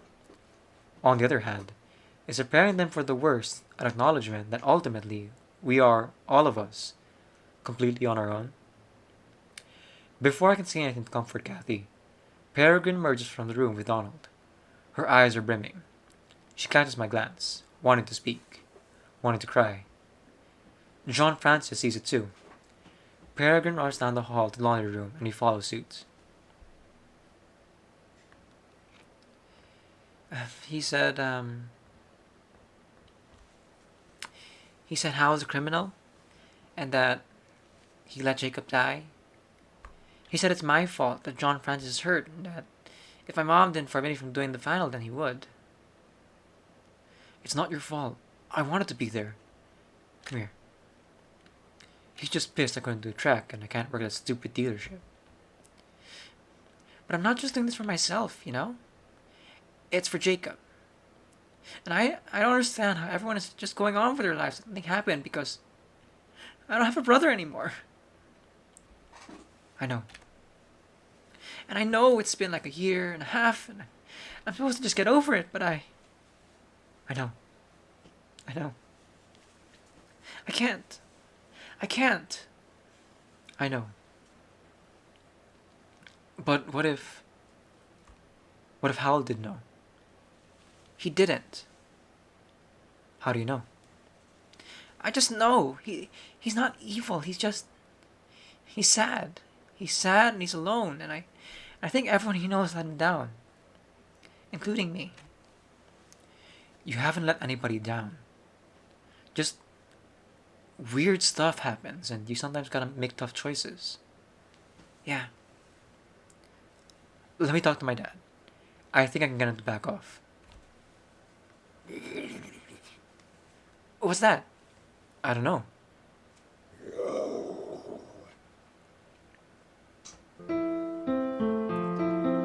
Mackie, get back! Peregrine and John Francis head into the living room. Yep, hello Raiders. We're in the middle of episode 3. Hang on. Shout out to Hanabi.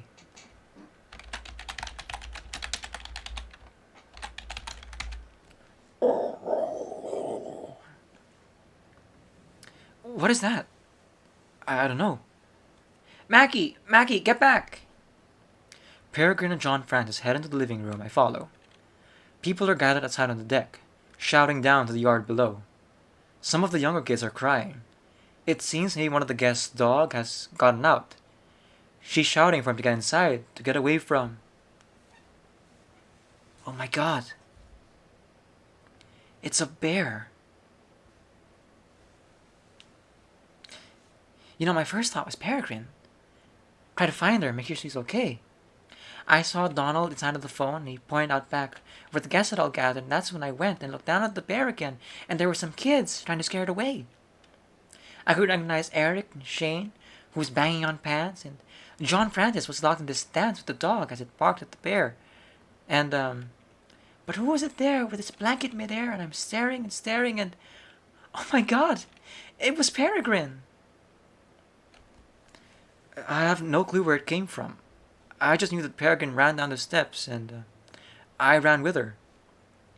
So, Peregrine grabbed my mom's quilt so she would look bigger.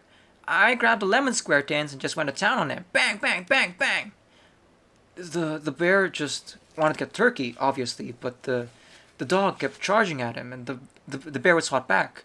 It was this cycle that wasn't just gonna end unless we did something.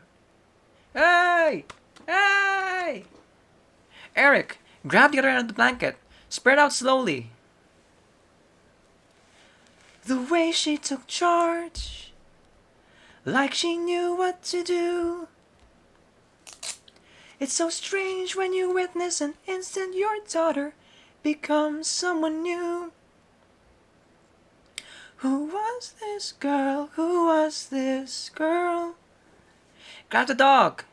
I got him. I got him. Okay, move toward the fryer. Slowly. Eyes on the bear.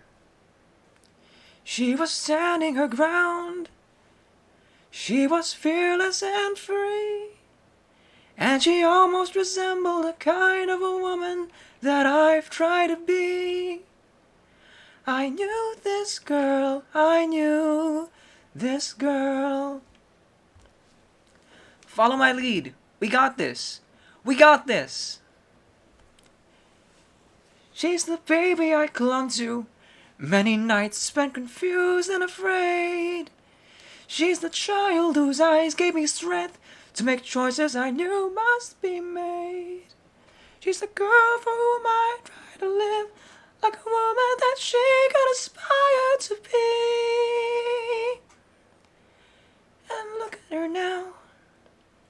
She's inspiring me. The bear sharply veered for them, and I suddenly felt my heart freeze. They were maybe 10 feet away from the beast, and I shouted to Donald, "You have to help them!" But none of us could, so we stood there and feared for them. As they sidestepped their way around the trees, I saw Peregrine gesture to Eric and tell him to bring her something with the fryer, I think. With all the noise, it's hard to distinguish the thing with their fingers pointing at, till Eric emerged with a fire extinguisher. He sprayed at the bear, who roared and then reared, and then when the air cleared, the bear disappeared. And we threw up our hands and we cheered for them.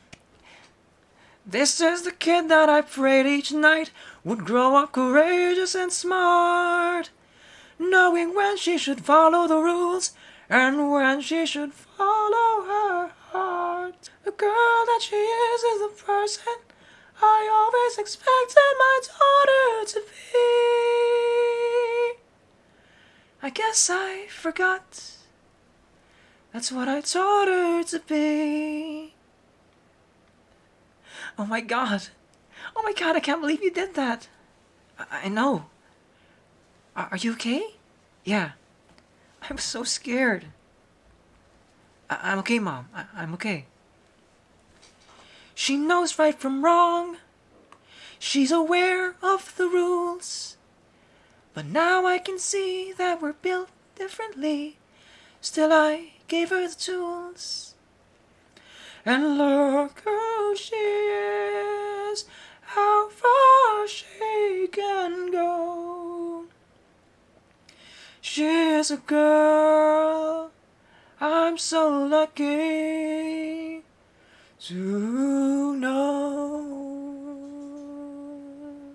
Good evening, I'm Derek Rodriguez. Our first story tonight, an attack by a black bear at a New Year's Eve party turns local teens into heroes. Chelsea Hamilton has the story. Thanks, Derek. Whitetail resident Irene O'Connor's annual New Year's Eve party received a unexpected guest. About an hour before the clock struck midnight, a black bear wandered onto her property, attacking and injuring a neighbor's dog. Thanks to the swift action of 4 teenagers, the bear was frightened away and no further injury incurred. Authorities say that bear was drawn by a raw turkey hanging from a tree in the O'Connor's backyard, part of an annual turkey drop tradition in the O'Connor family. I'm still in shock. I mean, you can't prepare for this kind of thing. As of this evening, the bear is still being tracked down by the sheriff's department. We found it. We shot it. Oh, really? Yep, not something you see every day. Yeah, I thought those bears would be hibernating. Well, actually, bears don't hibernate, but the unusual thing was that this bear had what looked like, whatchamacallit, collar marks on his neck. And his back claws were, well, they were either scraped down or clipped. Oh, wow. Yeah, when we tracked him down, he just laid there, didn't try to run away or attack. Very unusual for a wild black bear. You think it was like a pet? Unclear. But it's pretty certain it had human contact in the past. People do stupid things, try to domesticate wild animals. That's never going to work out. If it's a wild beast, he's going to do wild things, so it's good we got to him before he caused more damage.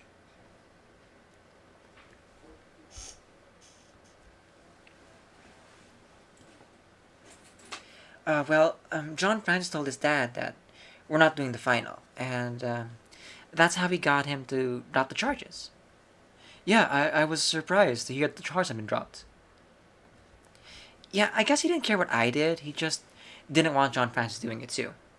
But my mom is finally on board, thank God, so it's just gonna be me, Eric, and Woodsley. What about Lexi? She still says it's a bad idea, and that she won't do it if John Francis isn't going, which is interesting. She likes him. Yeah, I guess she does. I never really thought about it that. And what about Hal? He'll be there. How do you know? He always expects that other people let him down. He's not going to be the one to let us down. We're family. The only family he has. Peregrine is right. The media circus around Hal would dissipate in the early days of the new year, and, after nearly 4 weeks of being shut inside, Hal was in need of food. He emerged and walked his wagon to the pick and save to gather more of his winter sustenance. Peregrine's bravery against the bear attack made her a celebrity at school, and pretty soon the story joined the repertoire of local lore at Bait and Tackle's shop. Oh yeah, he's got nerves of steel, I tell you what. If I came to face like that, I'd be the one running. Oh, he's talking about the girl, not the bear, you know. That's right, that's right. Now, with community behind her, and with Kathy's blessing, Peregrine and the two boys would resume their training in advance of February 13th final.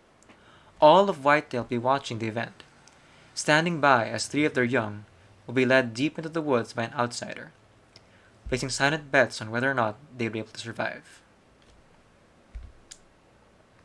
Honestly, now that the bear's gone, I think the real danger is gone.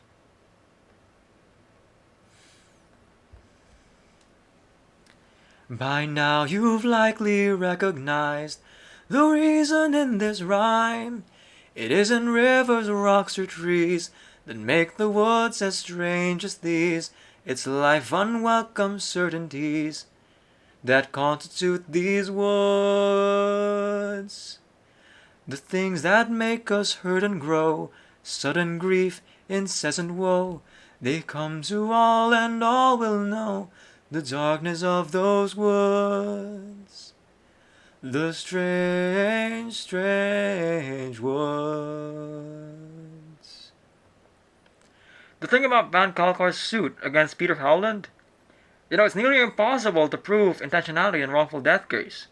How are you going to show that somebody was motivated to not do something at the detriment of others? Only a history of that sort of malice is going to be convincing to a judge and jury. And according to Sheriff Porter, Hal just didn't have that kind of history. Hello. Yes. I'm calling for, Brett Ryback? At least, as far as any of us knew. My name is Sandra Pierce. I'm Peter Howland's cousin. Next time. In Strange Woods is a production of Atypical Artists. This series was created and written by Jeff Lupino Esposito, Brett Ryback, and Matt Sav.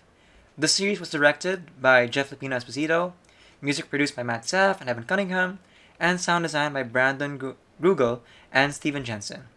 In Strange Woods is executive produced by Matt Sav, Brett Ryback, Jeff Lupino Esposito, Lauren Shippen, and Brigham Snow.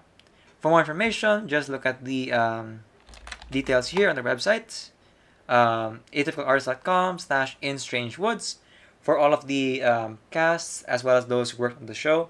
Check out the show as well on Apple Podcast, and if in case you guys are enjoying the story so far, or at the end of the story you feel that you enjoyed the story, leave a review on Apple Podcast. That'll help them out apparently, somehow. Or listen to the podcast on Spotify or wherever you get your podcasts. The traumas that happen to you when you're young stay with you, and they shape who you become. The loss of a sibling, of a parent, only our families know the person we were before, the person we might have been. So I was very interested when I received a call from Sandra Howland Pierce. Hello? Hi, is this Sandra? This must be Brett. Yes, hi, how are you doing today? I'm so fine, thank you so much. My relationship to Hal, to Peregrine, and the final had become entirely clouded. I wanted clarity, perspective. At least, that's what I told myself. Yes, PJ is my cousin, Peter James.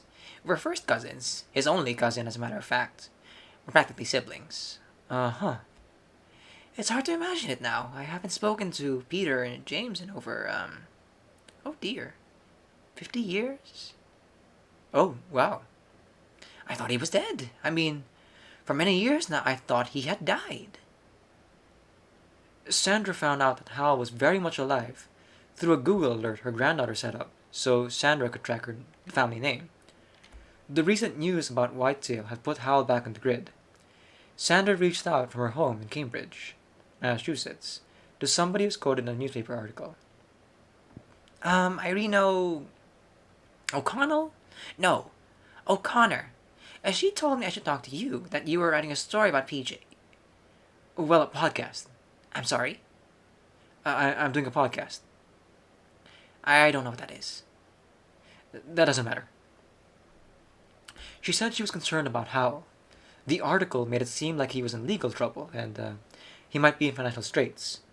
She seemed worried about how this story might affect her family's legacy. What exactly has it been that PJ told you about us? About his family? And to be honest, nothing. Nothing? No. Well, that surprises me. How come? How come? Have you ever seen Boston in the winter? You may want to consider a little trip. I'm Brett Ryback, and this is In Strange Woods. Chapter 4. The Man I Remember. I've spent the last 20 years of my life trying to piece together my own family history. Ever since I was 13, when my parents died in a car accident in my hometown, just outside of Chicago. My younger sister and I were cared for by my grandmother, who did a pretty good job given the circumstances. She used to tell me stories about her family, a way to keep them all alive. The whole becoming an orphan thing doesn't exactly bring the sort of attention a closet gay teen wants in a Midwest high school. So, I pushed myself to move on quickly, stealing tears in the bathroom and feeling plenty of shame about it. I spent many years forging through my past for any shred of meaning or identity. Even now, I can't help but wonder what my parents would think of me, their gay, married son, who grew up to be a writer and a storyteller. It was that searching that brought me back to Whitetail after so many years.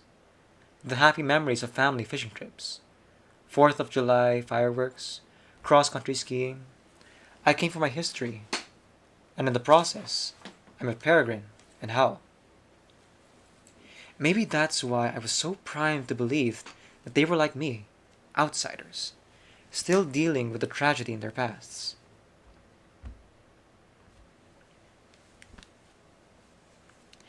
Bring gear. That was the compromise. You know, she said the final was about, overcoming being lost, not about putting yourselves in mortal danger for no reason. I met up with Peregrine one more time before heading to Massachusetts. She and her mother had agreed on terms for the final, which is 5 days away at this point. So, we could still do it. But we have to bring enough gear to keep us safe and warm aside of the winter. My plan was to fly to Boston, interview Sandra, and then fly back in time to see the teens off on Friday morning. After the incident with the bear, Hal finally managed to reach out to Peregrine again at the pick and save. He's not angry about what happened. We had a good talk, actually. He sent us a good reminder to reconnect with what's important. I asked Hal for another interview. I wanted to know what went through his mind those weeks shut up in his cabin.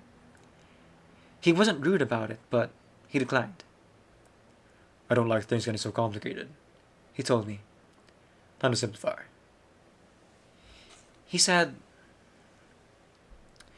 if you feel you've lost your stride, principles can be your guide. Concentrate on what's inside. Stay clear. Stay clear.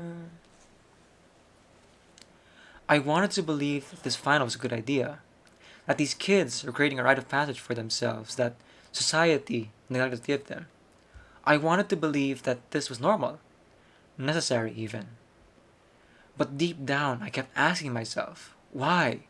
Why were Peregrine, the teens, and I so willing to trust Peter Howland when so many others didn't? I told myself I had a responsibility to learn everything I could about his past. That would be my contribution to these kids.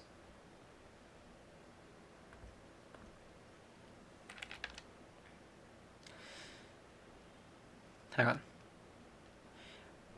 I didn't want to feel like I was sitting back and watching them risk their lives without having all the facts. People may not understand why you've planned the things you've planned. Do not let them turn your head. Stay clear. Stay clear. But looking at it now that everything is said and done, I can't help but wonder if the pieces weren't already there in front of me. If I already knew what I need to know to prevent the pain and suffering and resulting death that was to come.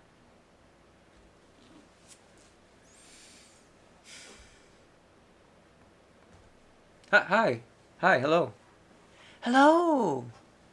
Hey there, you made it! I did, thank you. Welcome. Jeffrey can take your things. Sandra Helen Pierce lives in a stately yellow mansion that faces away from Battle Street in Cambridge, Massachusetts. Her driveway winds along the side of the house before opening up to a cozy courtyard with snow-covered stone flower beds and an empty fountain. It's a far cry from Hal's cabin in the woods on Whitedale. Sandra invites me to the back entrance wrapped in a suede and cashmere shawl alongside Jeffrey, her domestic. Feel free to take those boots off. I had some slippers delivered for you. Oh, wow. Her bright white hair is cut short and shoppy, giving her a chic look befitting her position as a philanthropic art collector. I'm just going to go ahead and clip this mic here. Ooh, fun. Okay, if you could just tell me what you had for breakfast, I can get a level. Oh, for breakfast, I had, what did I have? Sandra seems both nervous and excited to be hosting me. It's noon, but before she begins to tour of the house. What are we drinking? Oh, I'm fine right now.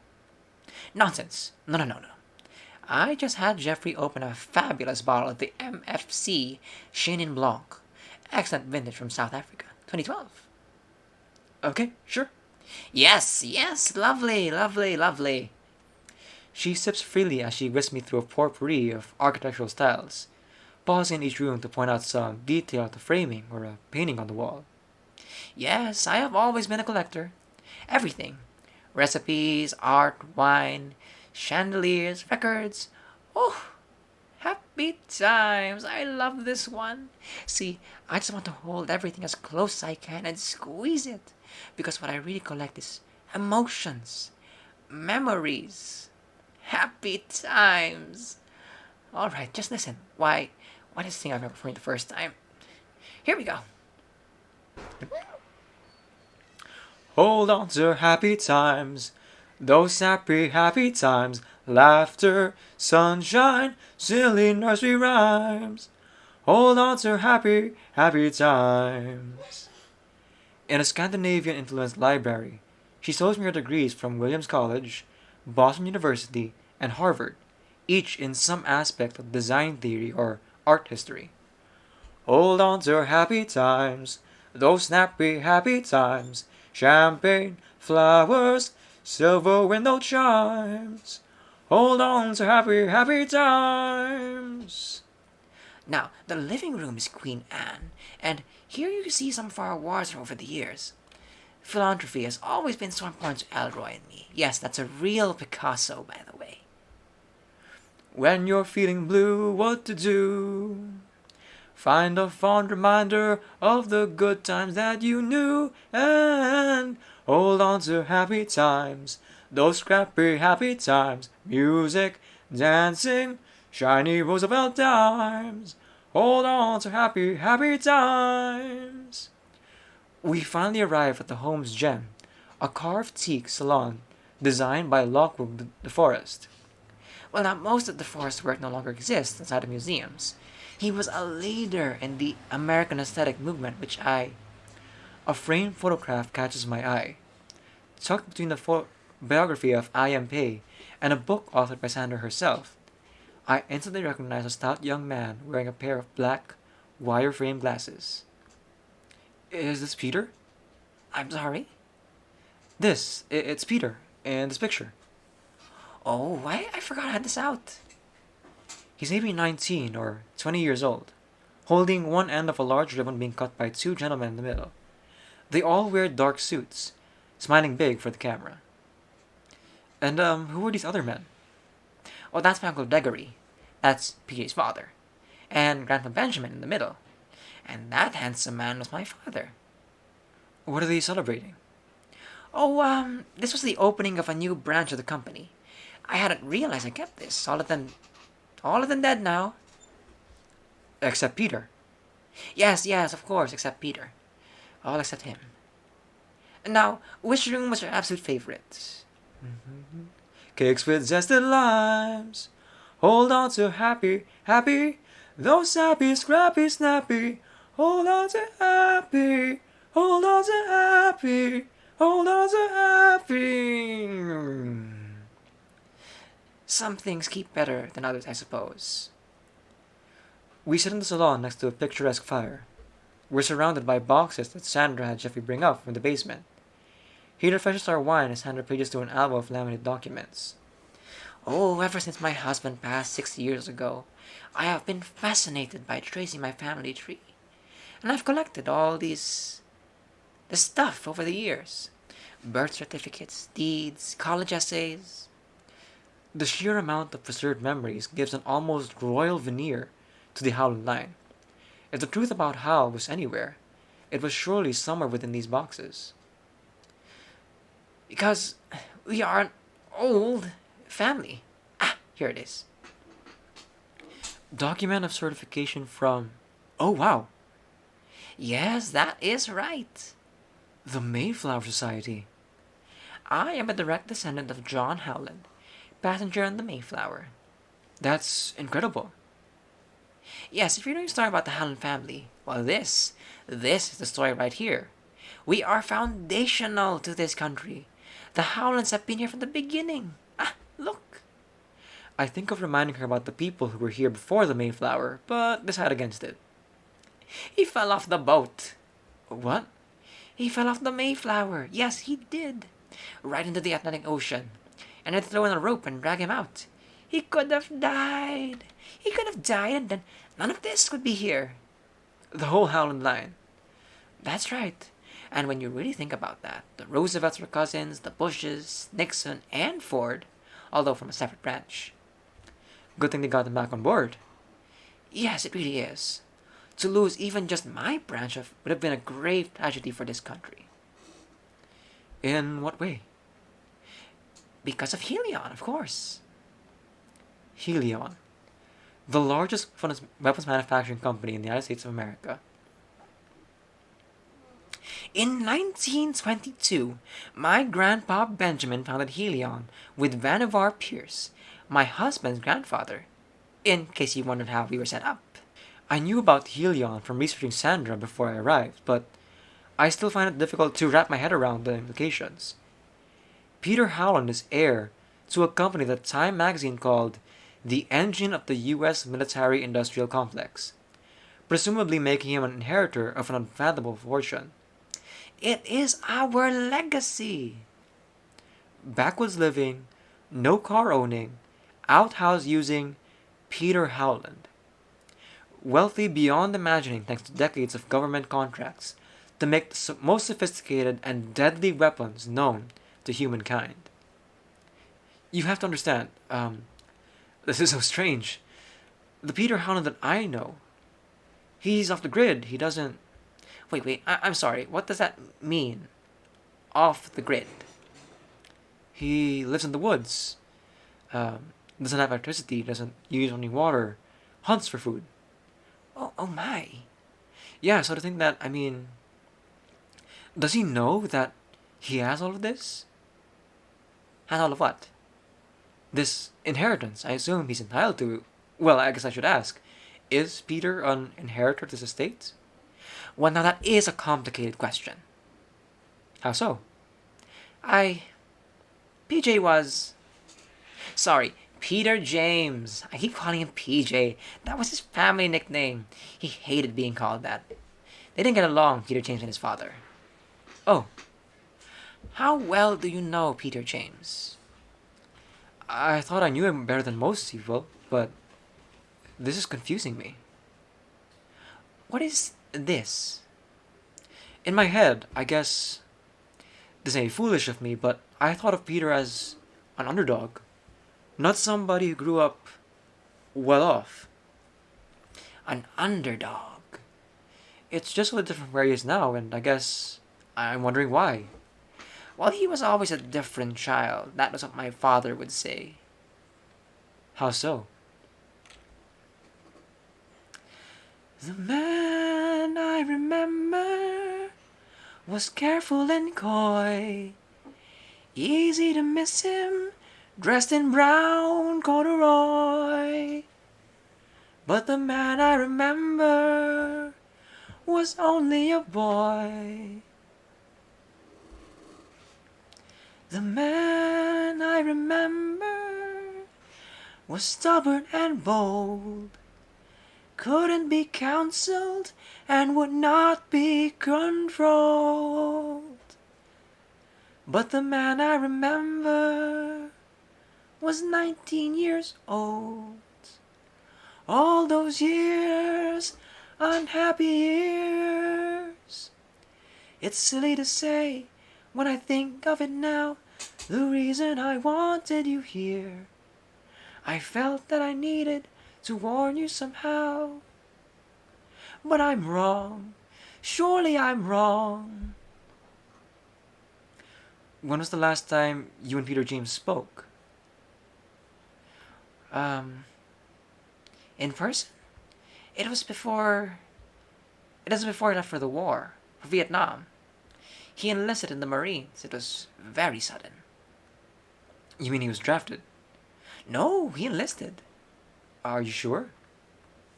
Am I sure? Darling, I'll never forget it for as long as I live. And why is that? The man I remember had truths to obey. And when they were broken, oh, the hell we would pay. But is he still the man I remember today? Sorry, I'm very warm just now. I'm going to ask Jeffrey to, would you like some more wine? No, thank you. Sorry. The way I understood the story, the way Hal had described it to me, it sounded as though he was drafted in the Marines in 1967, not that he was enlisted.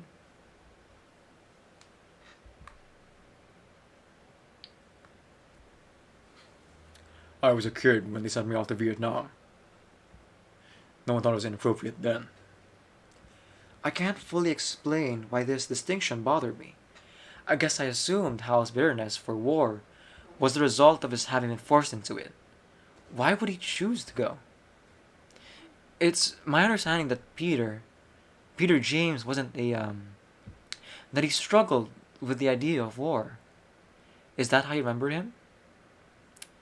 Well, he and Uncle Gregory were very different types of people, personalities. So yes, they had their disagreements about the business, the way it was run. Because the business of weapons manufacturing.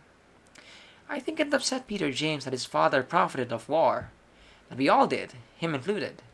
Which is silly, of course. He thought his father valued money over people, which wasn't true. After Hal left the Marines, he went to Pakistan and worked as a laborer in the Middle East and Africa. Eventually, he met Gerda in Egypt, and together they traveled the world. I asked Sandra if she recognized the name Gerda Polnick. Gerda, was she... She was a photographer for print media abroad in the 70s and 80s. She and your cousin were very close. Well, he only wrote to me once from his time abroad, so I never really knew what he was up to or whom he was close with. But what I really want to show you and your readers, or is it listeners, what have you, where are they? Aha! Portraitures! Will you look at these? Oh, how beautiful! I'm frustrated whenever I turn the conversation to Hal. Sandra brushes me off and changes topic. I had thought she brought me here to learn the truth about Peter Hallen's history, but Sandra seems more concerned to know the rich, complicated mythology of family legacy. Had I misunderstood her invitation? Ah, yes, Howland has fought in every American war since the Revolution.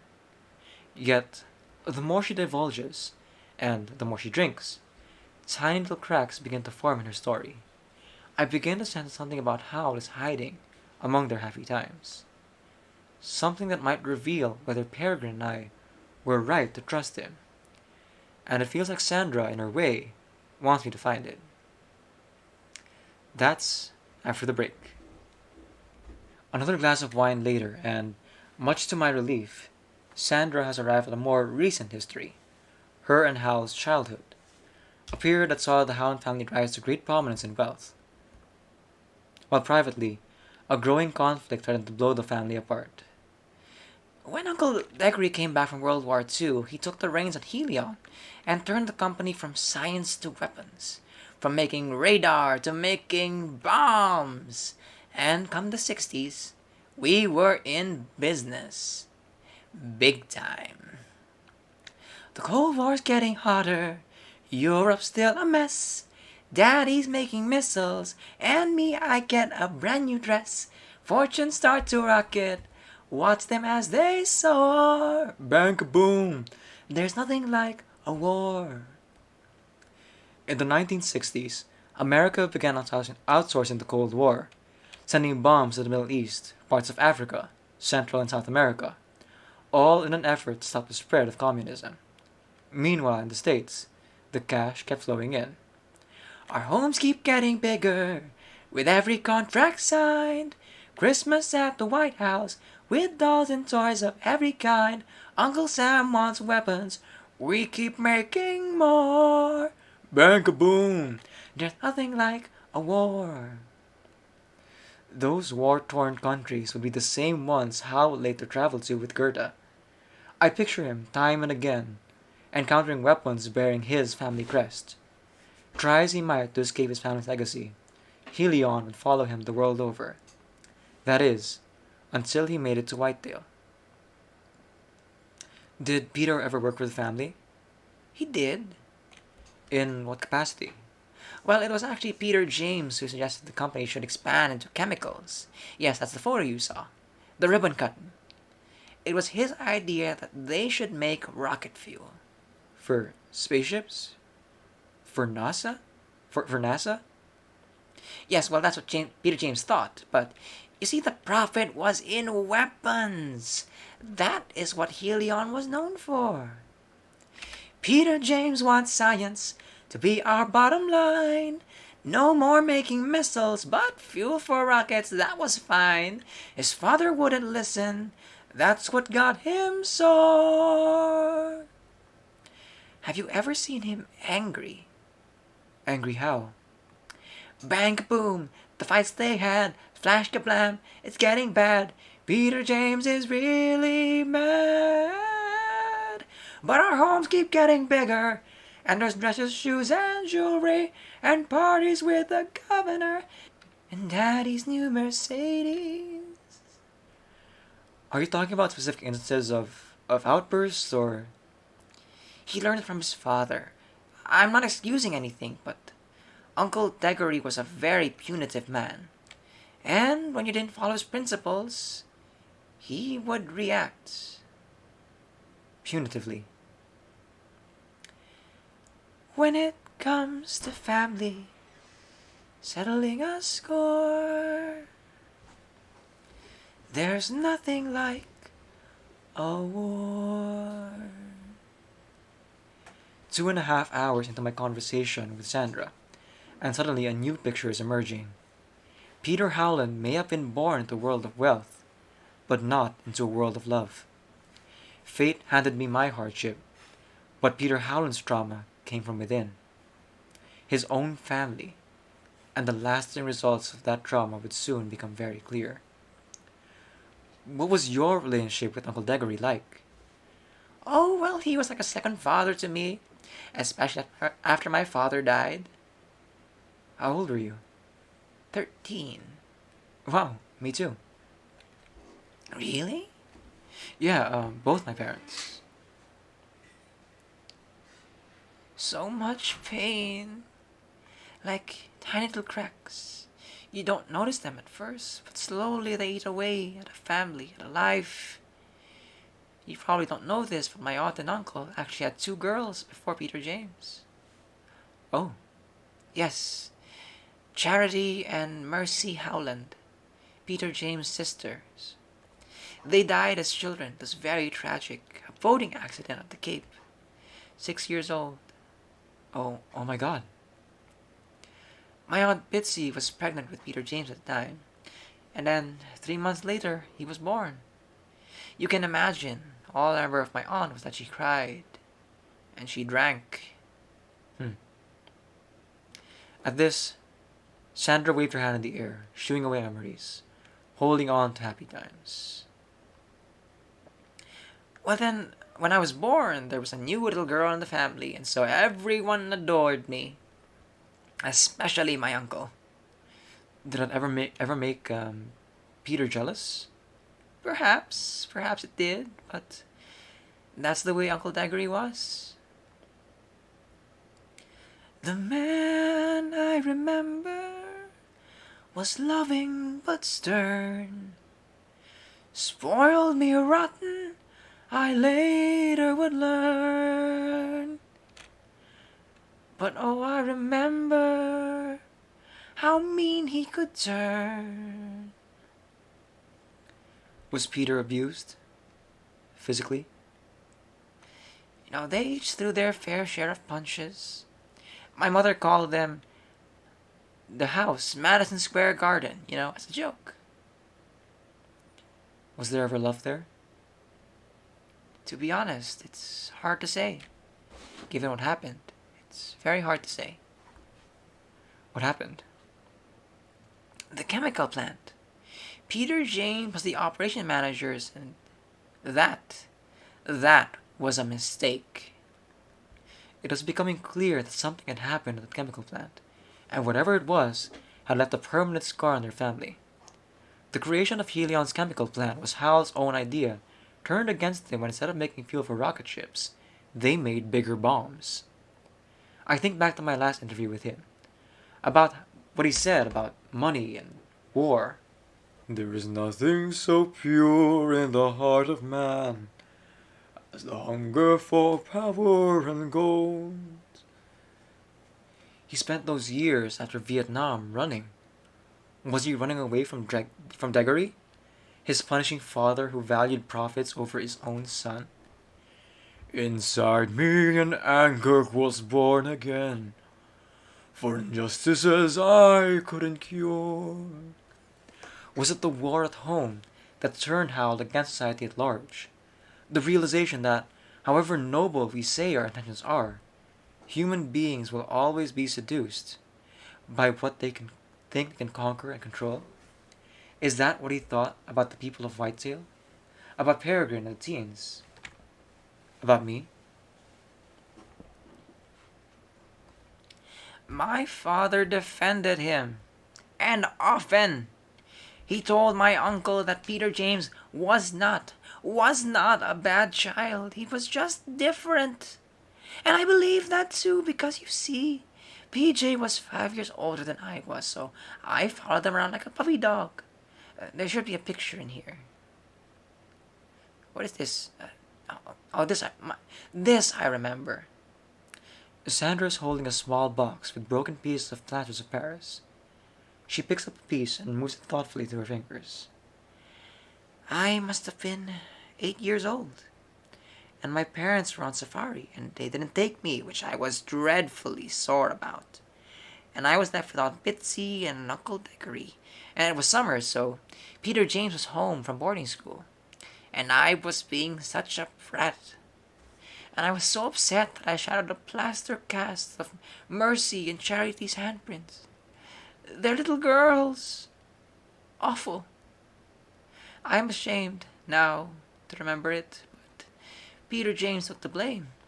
He told his mother that he had broken it by accident. He was showing it to me, he said, and it dropped. But when Uncle Daggery came home, he beat him so badly. So badly. Wow. I haven't thought about this in forever. I feel horrible for Peter James. I used to adore him. You have to understand that I really did. He didn't deserve the things that happened to him when he was young. I'm not excusing him, but I felt horrible. A few days afterwards, I remember. He took me hiking out in the woods, out back in the woods, near our house. Peter James made a fire, didn't use any matches. I thought it was magic. I thought it would never go out. I sat and listened, stared at the sky. He taught me to find the North Star. Peter James was a vision, how he'd sit in his sadness, so tenderly pressing his scars. Pain is good, he said. Hurt is real. To live is to feel every ache that you feel. And I wanted to sit in the dark with him, in the dark with him, bound in a blanket of soothing despair. In the dark with him, in the dark with him. No one and nothing could break through his darkness out there. And there it was, the thing I had been feeling for a while but couldn't quite name. The thing that made Howl so alluring to the right people. To Peregrine, who lost Jacob. To me, who lost my parents. Everyone tells you to move on from grief. Howl is the only one who guides you deeper into it. I thought I had to push through the pain, push hard through the pain till it breaks. But he embraces the sorrow, holds it close for protection. A man who resists being saved. Pain is good, he thinks. I know. Hurt is real, but oh, I want to feel all the ache I can feel. I want to sit in the dark with him, in the dark with him. Take back a lifetime of tears never cried. In the dark with him, in the dark with him.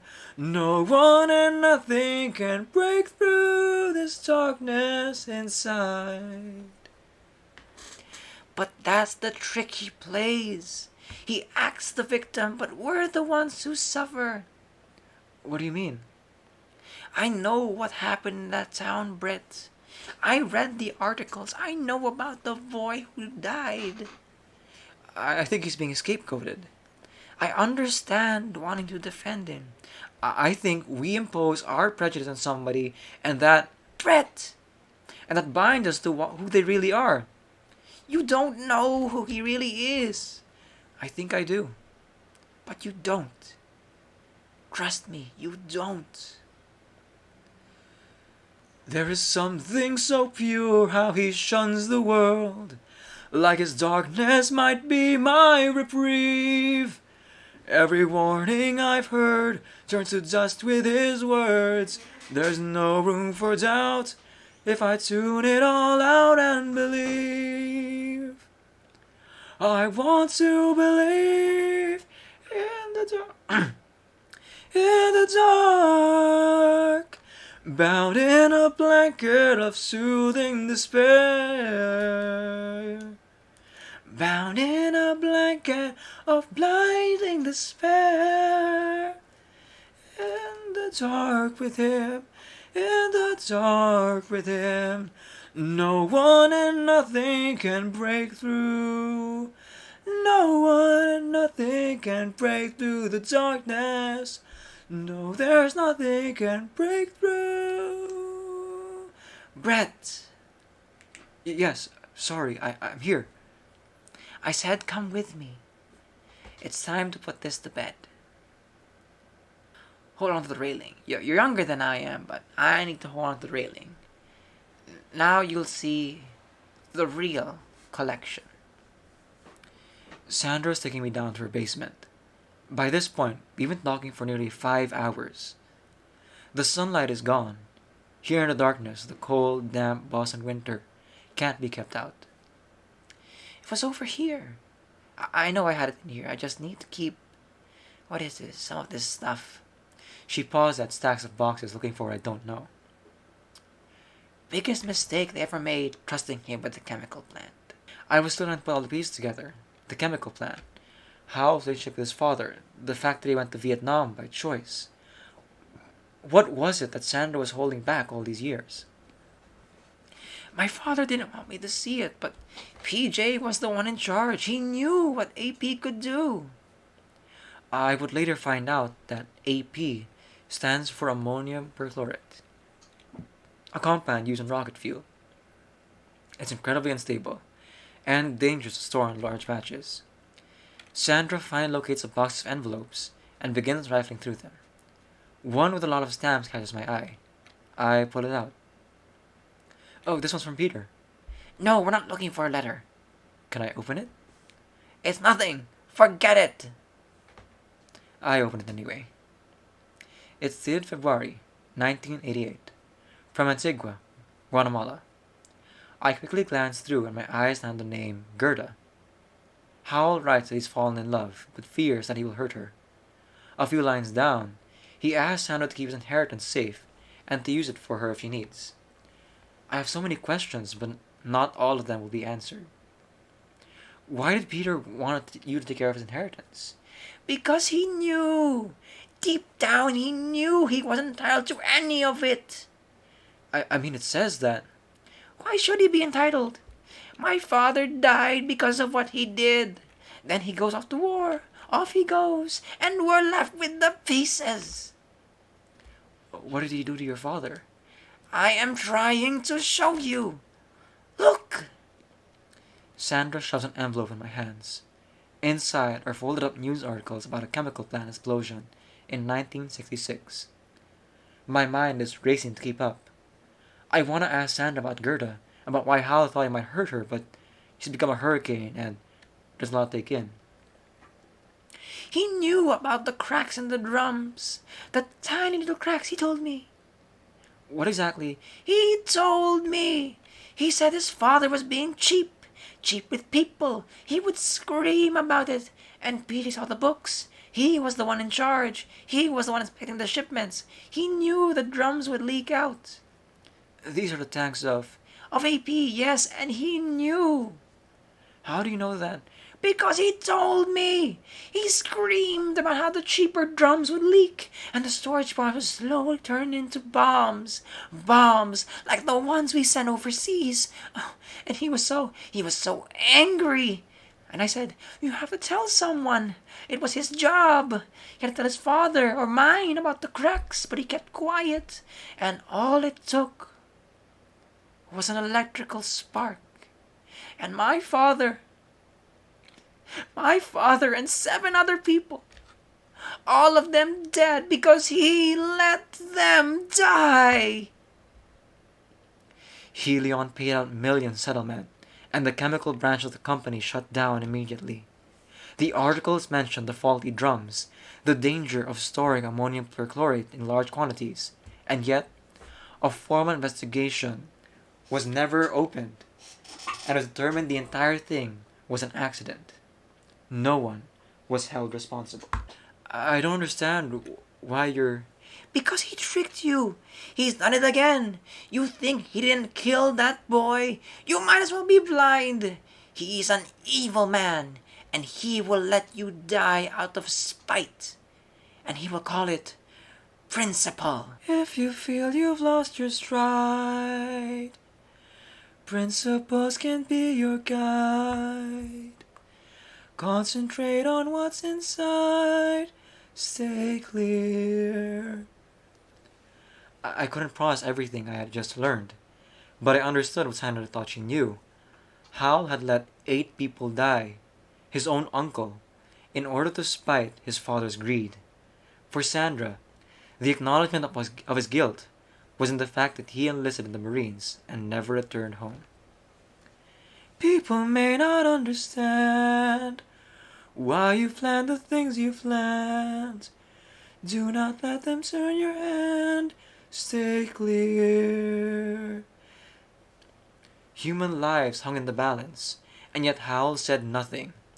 His act of omission seemed purposeful and direct. And if he did it once back then, could he do it again? First with Jacob, and now with Peregrine. Punishment for a town who wanted to label him, control him, and throw him away. It's nearly impossible to prove intentionality in a wrongful death case.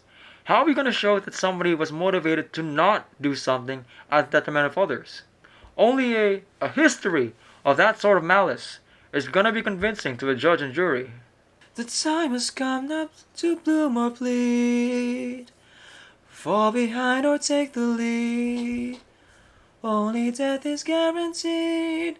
Stay clear. Stay clear. The night I left Sandra and rushed to the airport, I wasn't scheduled to leave Boston until the next morning, but I wanted to get back to Whitetail right away.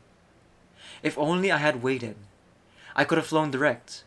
I wouldn't have gone through Chicago and gotten stuck in a blizzard heading north. As it was, when I finally made it to Whitetail, the final had already begun. Next time. In Strange Woods is a production of Atypical Artists. The series was created and written by Jeff Lupino Esposito, Brett Ryback, and Matt Sav. The series was directed by Jeff Lupino Esposito, music produced by Matt Sav and Evan Cunningham, with sound design by Brandon Grugel and Steven Jensen. In Strange Woods is produced by Matt Sav, Brett Ryback, Jeff Lupino Esposito, Lauren Shippen, and Brigham Snow. For more information, you can visit the links over here. Exclamation mark MS. Go to the site, check out the writing links, and all the cast who worked very hard on this musical. The night Peregrine's brother, Jacob, walked into the Whitetail National Forest after senior prom, she couldn't have imagined that he would never make it back home alive. 2 years later, on the morning of the final, knowing everything she had come to know about the dangers of these woods and the risk of the task at hand, Peregrine still couldn't have imagined she was going to lose another person she loved. I'm told she had the biggest smile on her face when Hal walked her, Eric, and Woodsley out into the forest. I didn't see it myself because sometimes when you make a plan, Mother Nature covers it in 2 feet of snow at O'Hare International. Everything I had learned from Sandra Howland Pierce looked like it too might remain buried under that snow, and under my own blind belief that there was inherent goodness in the man who found Jacob Wells, who loved Gerda Polnick, who took Peregrine under his wing when she had nowhere else to turn. I didn't want to believe that that man would let someone die. I'm Brett Ryback, and this is In Strange Woods, Chapter 5, The Final. This morning, she was just pacing around the house, triple checking her stuff. I think it was more excitement than nerves. She was laser focused at the send off. I spoke with Kathy at her house around noon on February 13, 2017, the day of the final. I had landed an hour after the ceremonial send off. Oh, you would have been proud, real proud. I don't know what you would have thought of me, though, I swear. I didn't know how to explain to Kathy about where I had been, what I had learned. I couldn't shake Sandra's story about what happened to Helion, but it was hard to untangle the facts from the family drama.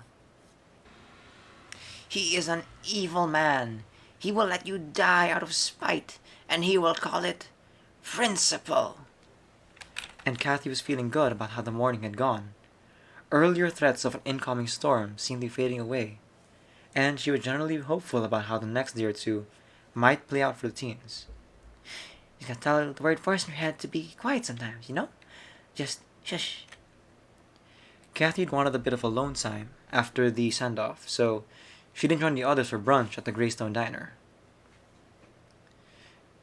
Do you think they were ready? Yeah, absolutely. I mean, this is what they've been training for. John Francis was officially ungrounded.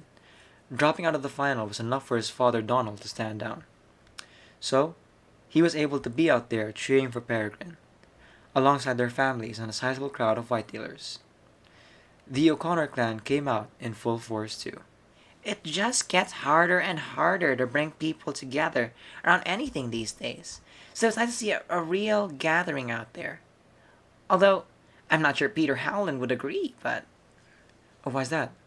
Well, you know Peter, he just looked miserable the whole time, just scowling and sulking. But yeah, no, I guess it's good he's taking it seriously. I mean, someone ought to. This is our children's lives we're talking about. When the sun had marked 8 a.m. on the blustery but bright day, Hal and the teens set off. They marched east, away from their friends and family, out into the wooded maze. They had a long day of hiking ahead, and though they didn't know it yet, an even longer night. One, feel the roots, feel the rush in your body when you two bursts up, feel the power in your core. In theory, it would take them about 6 hours to hike 14 miles in the snow. At that point, they'd start to file off one by one. Hal would direct Eric to walk 1,500 paces north. The others would continue on to mile 15, where Woodsley would then head 1,500 paces south. 3, stay loose, feel the wind flowing through you when you... At mile 16, Hal would split off from Peregrine. They'd each make provisions for a night in the woods, and then work their way home in the morning. 4, break down, take every weakness out of the floor. Push into the fear until it shatters. Barriers beware, you're gonna shatter. I'm moving the goal up, I'm climbing up every wall. I'm giving control up, I'm willing to take the fall. Make another crack, it doesn't matter. Never gonna stop until we shatter it all. By marching the teens so far out, then sending them off in opposite directions, they'd be disoriented by design. If the sky stayed clear, they'd have the sun to help them find their way back the next morning. Beyond that, they could lean on their sense of dead reckoning. If done right, they would remember landmarks from their hike out, and use those as guides to navigate their way home. There were a lot of ifs, and Howell's teaching should have made it obvious that the odds weren't in the teens' favor. But hope can be like a cloud, blocking out better judgment, liable to break at any moment. Make another crack, it doesn't matter. Never gonna stop until we shatter it all. Around here, folks call it a Canadian clipper. It's a common storm pattern this time of year, and the latest reports had one veering off northeast of Whitetail, dropping some overnight flurries on the forest at worst. But as the day grew colder by the hour, the sky turned dark, the winds had changed. Had Howell expected this? I kept trying to anticipate some. Hi, Kaji. I kept trying to anticipate some X factor that no one else was considering. If Peter Howland saw these kids as stand for his long growing distrust with the people of Whitetail, a society altogether, then in the privacy of the woods he could act with impunity. The natural risk the situation a perfect cover. I agonized over what to do, what to say, and to whom, but as evening approached, and tree branches shivered and whipped against my window, the time for hypothetical concern was running out. 'Cause what we didn't know was... As soon as the sky turned gray, that's when I knew the plan was shot. Lexi hadn't gone to the morning send-off. She'd been keeping her distance from the group ever since John Francis broke his wrist, but her friends were clearly still on her mind.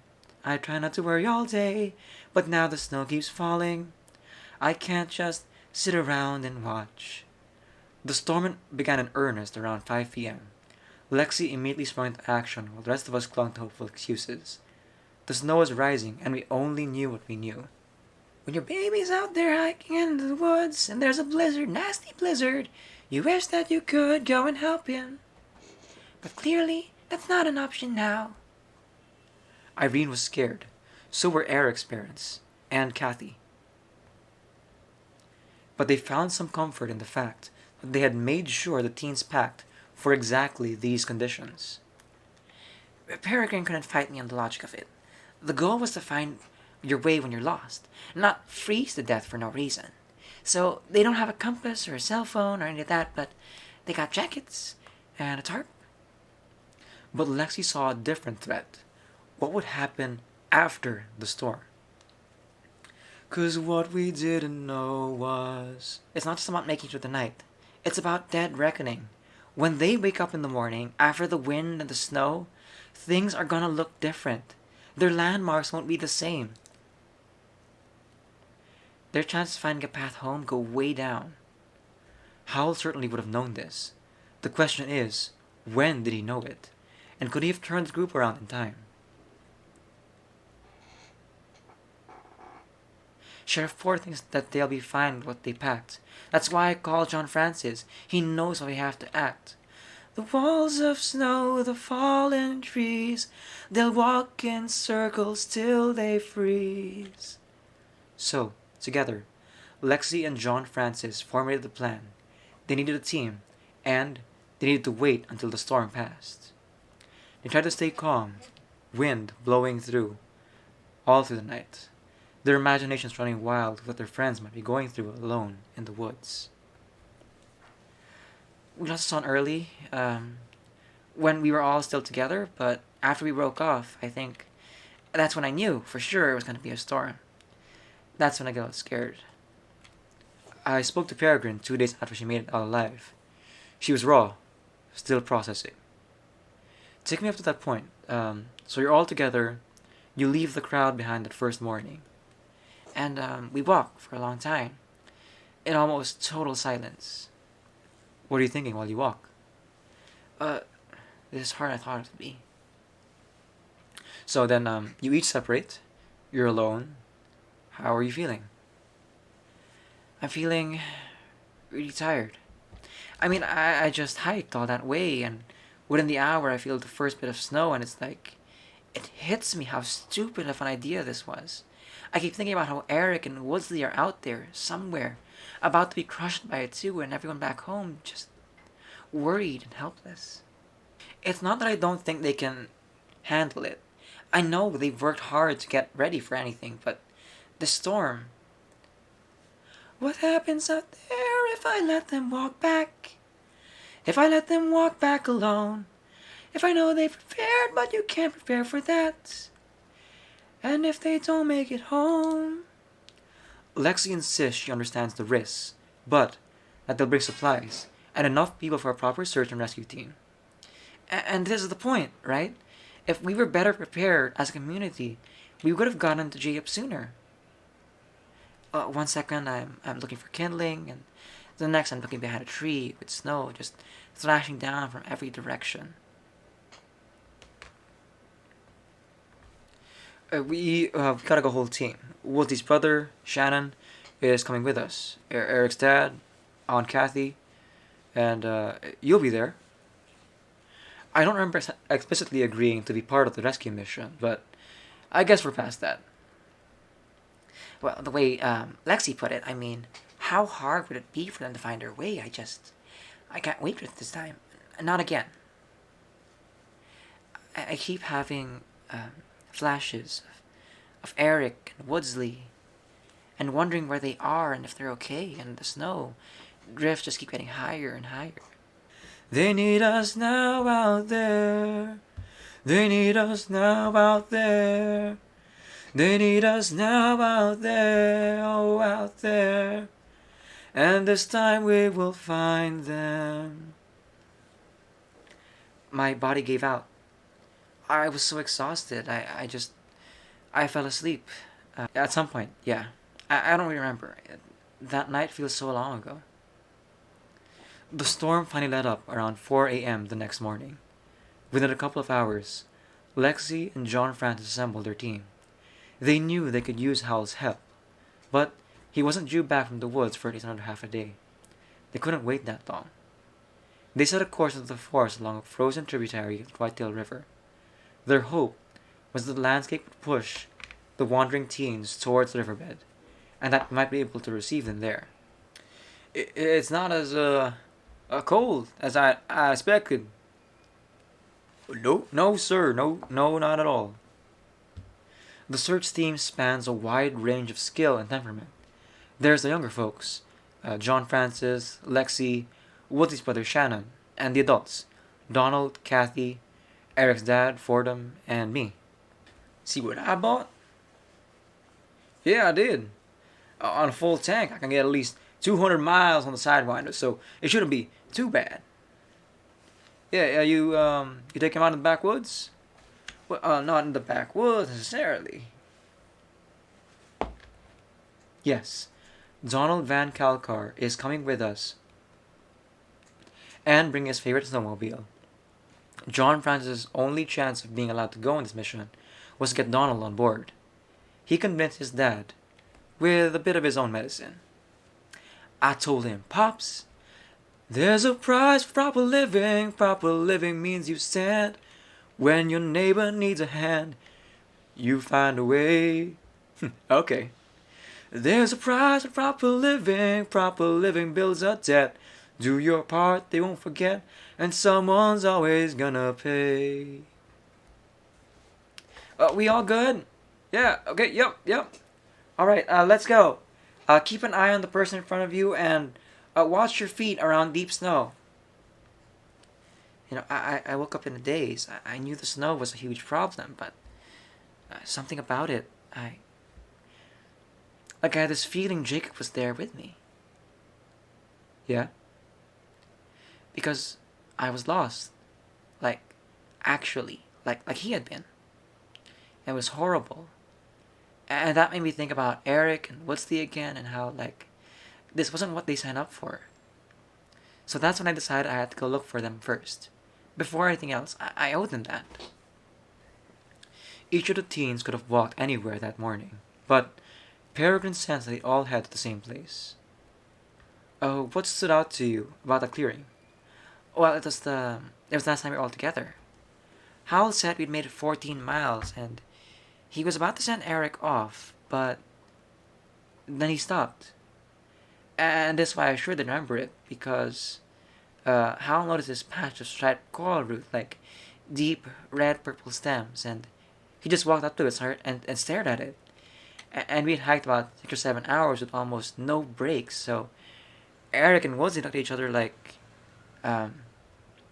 what is he doing? And Hal stops, and he turns around, and he starts telling us about this dream that he had, where his two sisters were standing at this clearing by the coral root, and they told him that the night was going to be colder than expected, so to wear 2 pairs of socks.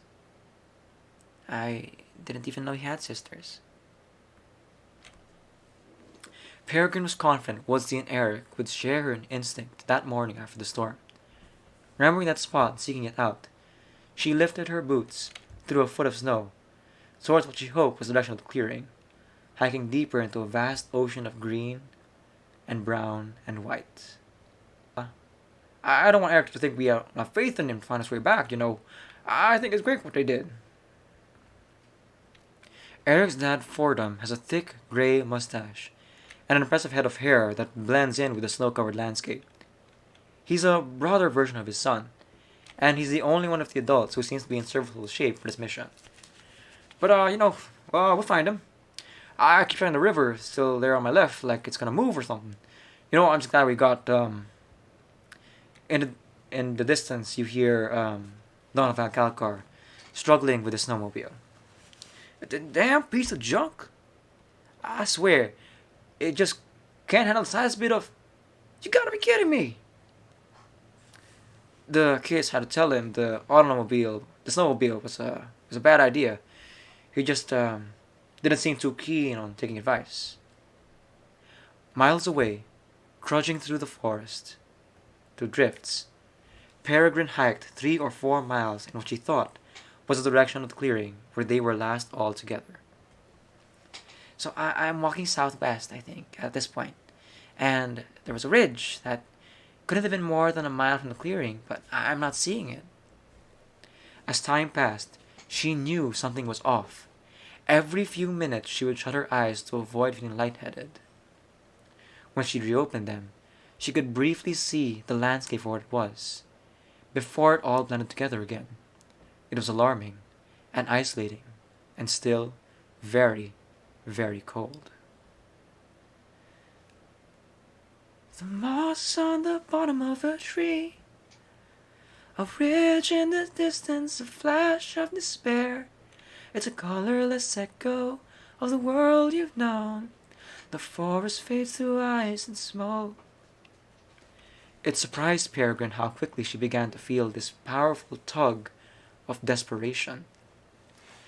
And I'm thinking, if this is what I'm going through, what about them? Like, why did I put them through this? I left them alone, alone, alone, cold and scared and shattered. Alone, alone, alone, trapped in my disaster. But, you found the clearing, right? Eventually you found it? Yeah, and no one was there. It's 3:15 p.m. We've been hiking for about 5 hours. It's a lot. Our homegrown search party is feeling the weight of its inexperience, and the excessive equipment and supplies we brought along. We take a break by the river. You can see the silhouettes of yellow pikes swimming beneath the ice. We have turkey sandwiches. Gosh, my feet are screaming at me. Yeah, you better believe it. You guys are doing great. I just wish we knew we were getting any closer, because Peregrine's out there. Yeah, I'm trying to split up and spread it out a bit, but, the dang machine can handle a few bumps. It's not about that, Dad. Oh, really, Mr. Scoutmaster? Really? What he means is, Mr. Van Calcar, we need to stay along the river so we don't get lost. We'd end up going in circles otherwise, snowmobiles or not. They'll be looking for drinking water too, I bet. Oh God, I didn't think about them running out of water, with everything else to worry about. Lexi and John Francis share a look. They know it's their job to play parent out here. Actually, Aunt Kathy, they got a good handle on how to address their immediate needs. They'll know how to keep themselves going. Yeah, do you guys know about the rule of threes? No? Okay, this is a good one to know, so repeat after me. You can survive 3 minutes without air. 3 minutes without air. 3 hours without shelter. 3 hours without shelter. 3 days without water. 3 days without water. 3 weeks without food. 3 months without hope. This continues for a while, and we cut off to Peregrine. So, I'm at the clearing, and I've got a little shelter at the edge, so I'm waiting there for maybe 2, 3 hours. I know it'll get dark soon, and it could always start snowing again, but then, out of the corner of my eye, I see a wolf. Probably 40 feet past the coral root. I can just make out the outline of him, and I'm keeping a close watch, trying not to move too much. And then he starts approaching, and his ears are pointing straight up. And we're staring each other down, and then suddenly, his eyes go wide, and he makes this little yelp and runs off. And I hear a rustling behind me, and I turn around slowly, thinking it's a bear, and then I hear his voice shouting out my name, running at me. Woodsley had the same idea Peregrine did after all. It just took him a little longer to get there. And I gave him this massive hug, like the biggest hug I could have ever given anyone. And it feels like home, like home, like home. Together we'll get through this. Like home, like home, like home. Maybe we can do this. But the joy of the moment is gone as quickly as it came. Well, Woodsley had an awful first 2 days. He said his tarp didn't stay up and his pack got a rip in it, so that's why his clothes and his socks were all wet. He hadn't seen Eric anywhere. With only a couple of hours of muted daylight left, Peregrine and Woodsley decided to spend the night in the clearing, hoping against their better judgment that Eric will find them there before morning. Stay tuned for more after the break. I've been doing my best to hit those high notes with the female voices. Not going super great, but we're gonna push through it. The show must go on. So this is Lexi. When they stay focused and don't let panic take over, they're actually doing a pretty good job. Yeah, for a bunch of grandpas. Lexi and John Francis sharing a tent. It's a complicated fusion of romantic tension, deep exhaustion, and quiet fear. Night has arrived quickly on our first day of searching. We still don't have any leads on Peregrine, Eric, or Woodsley. You're telling me that you were lugging this around the whole time? That's Mouse Train right there. Stays in the lower back. If you say so. Donald and Kathy sit by the fire, comparing their packs. They're almost delirious in their fatigue. It's charming. No point acting like you could have done more in a day when you couldn't. I hear that. What would my cousin say if she saw us out here like this? She checked me for a fever, first of all. Thought we were out of our minds when we left this morning. She was right. Hey. We're gonna find Peregrine. You know that. We're gonna find all of them. That's right. I had to try. I know. Yeah? Yeah. Alright, come here now. It's alright. It's okay. We're ready this time, right? Yeah, it's gonna be okay. Her third day in the woods, Peregrine woke up at the first hint of light.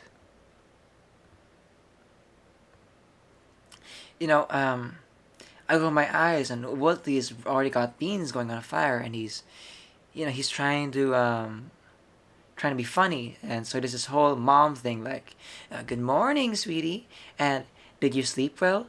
Time to get ready for school." It's so stupid. But his voice is really shaky, and he keeps coughing.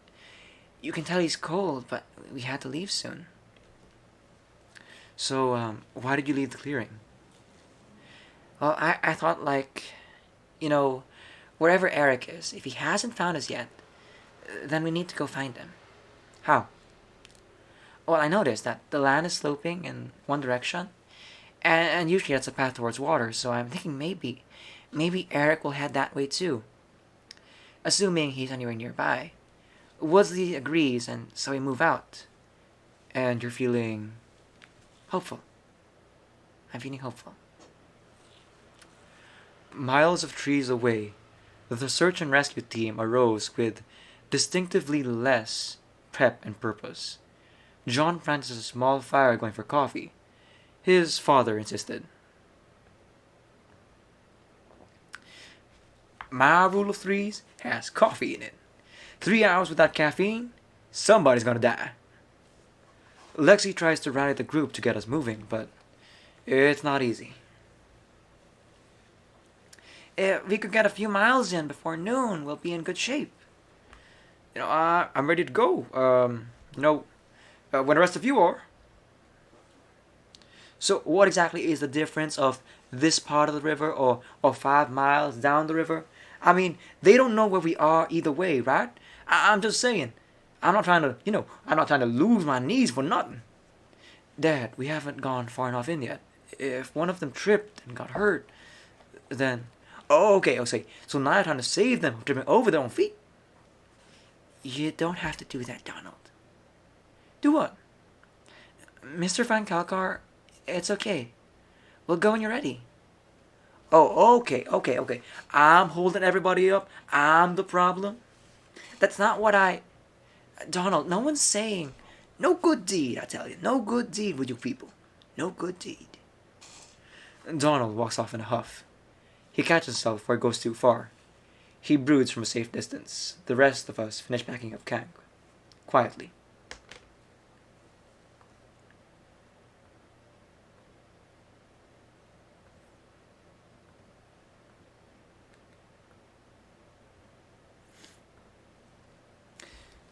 It feels like when you can't shake off a nightmare, like all day. I mean, you're so sure you're heading in one direction, and then you see the same group of trees that you've passed an hour before.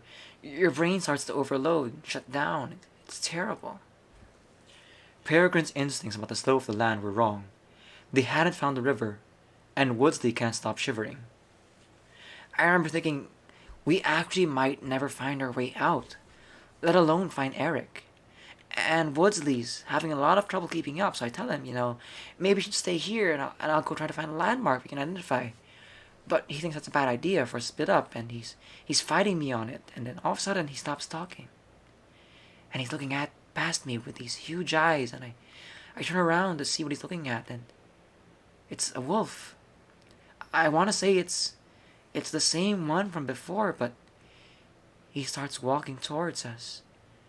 And we're barely breathing. I mean, it felt like a lifetime, and he's inches away. And then he just passes right between us and walks ahead. And in that moment, I realized the wolf might be looking for water too, and, well, anything feels like something at this point, so we follow. We return now to today, where I'm interviewing Peregrine. I just wonder if that was my last chance, and if I should have been thinking about... I was just so distracted and overwhelmed, and I'm the one who made him go out there, so... You didn't make him do anything. But I did, Brett, I did. This is my idea, right? It's so much more complicated than that. I'll probably always think about it. What if, what could I have done? You keep saying nothing, but that can't be the answer. I can't believe he's gone. 'Cause I swore that after Jacob, I'd be smarter, I'd be bigger than those woods. Should have let him be, should have spared him when I could. You were doing what you thought was right. Yeah, well, good intentions don't just take away responsibility. That's not how it works. And maybe you should have been thinking about that too. Instead of acting like you didn't have anything to do with anything. Like you didn't encourage this. Peregrine, that's not what I meant. I'm sorry. I'm sorry, Brett. It's okay. It's okay. I'm sorry. When you comfort a grieving friend, you tell them that whatever happened, it's not their fault. No matter the specifics, no matter what your logic brain wants to say, I think it's a self defense mechanism for the next time you're the one grieving. Your body stores those comforting words away as a salve to apply whenever you wonder if you could have called more, could have been with them that night, could have prompted them to keep their eyes on the road. Peregrine was not alone in her grieving, and, in many ways, she wasn't wrong about me. I had been keeping myself on the outside where it felt safe, where I didn't have to wrestle with the impact of the things I did or didn't say to the people of Whitetail over the past 5 months. A few days passed before the conversation. Tempers had cooled down amongst our search and rescue team after Donald had his coffee, and we were reluctantly ready to continue our trek up the river. So, how do you think it's been going this morning? It's a slow start, but every mile counts. You think we're close? I can't think about that. Yeah, I know. Lexi is in front. John Francis holds up the rear, and the rest of the crew groups in the middle. We're uncomfortable, cold, and worst of all, losing hope. Hey, how you guys doing up there? The path begins to slope upward, and I've never been so aware of the force of gravity on my legs. We slowly crest the hill. Then I nearly have a heart attack when Fordham lets out a sudden, primal yell. Hey! Hey! What is it? Hey, are you right? Hey, Fordham, what's up? And then we see them. It's Bear! Shane's down there! And then we are the fastest people on Earth. We run full force with our arms up and out towards two figures that slowly come into focus. Peregrine and Woodsley. John Francis picks up Woodsley like his trophy. There he is! There he is! Hey! You guys hike around here often? Hey there. Hi, Mom. Are you okay? Are you okay? I was so... Kathy hugs Peregrine and will not let her go, until Lexi finally steals her away. You're okay? You did this. Yeah. The two girls hold each other tight. If they're feeling anything like I am, they're overwhelmed with joy and utter shock. We embrace this moment as long as we can, until the excitement definitely settles. No one needs to say his name to feel the weight of Eric's absence. The teen's training kicks right back in. No tracks, nothing? No, we thought he headed for water. Yeah, same. Our incredibly tired contingent starts to process the fact that our search isn't over. The teens consider alternative routes based on what Pear and Woodsley have seen. Fordham is standing at the top of the hill, looking out into the forest. But no matter how hard he looks, he will not find his son.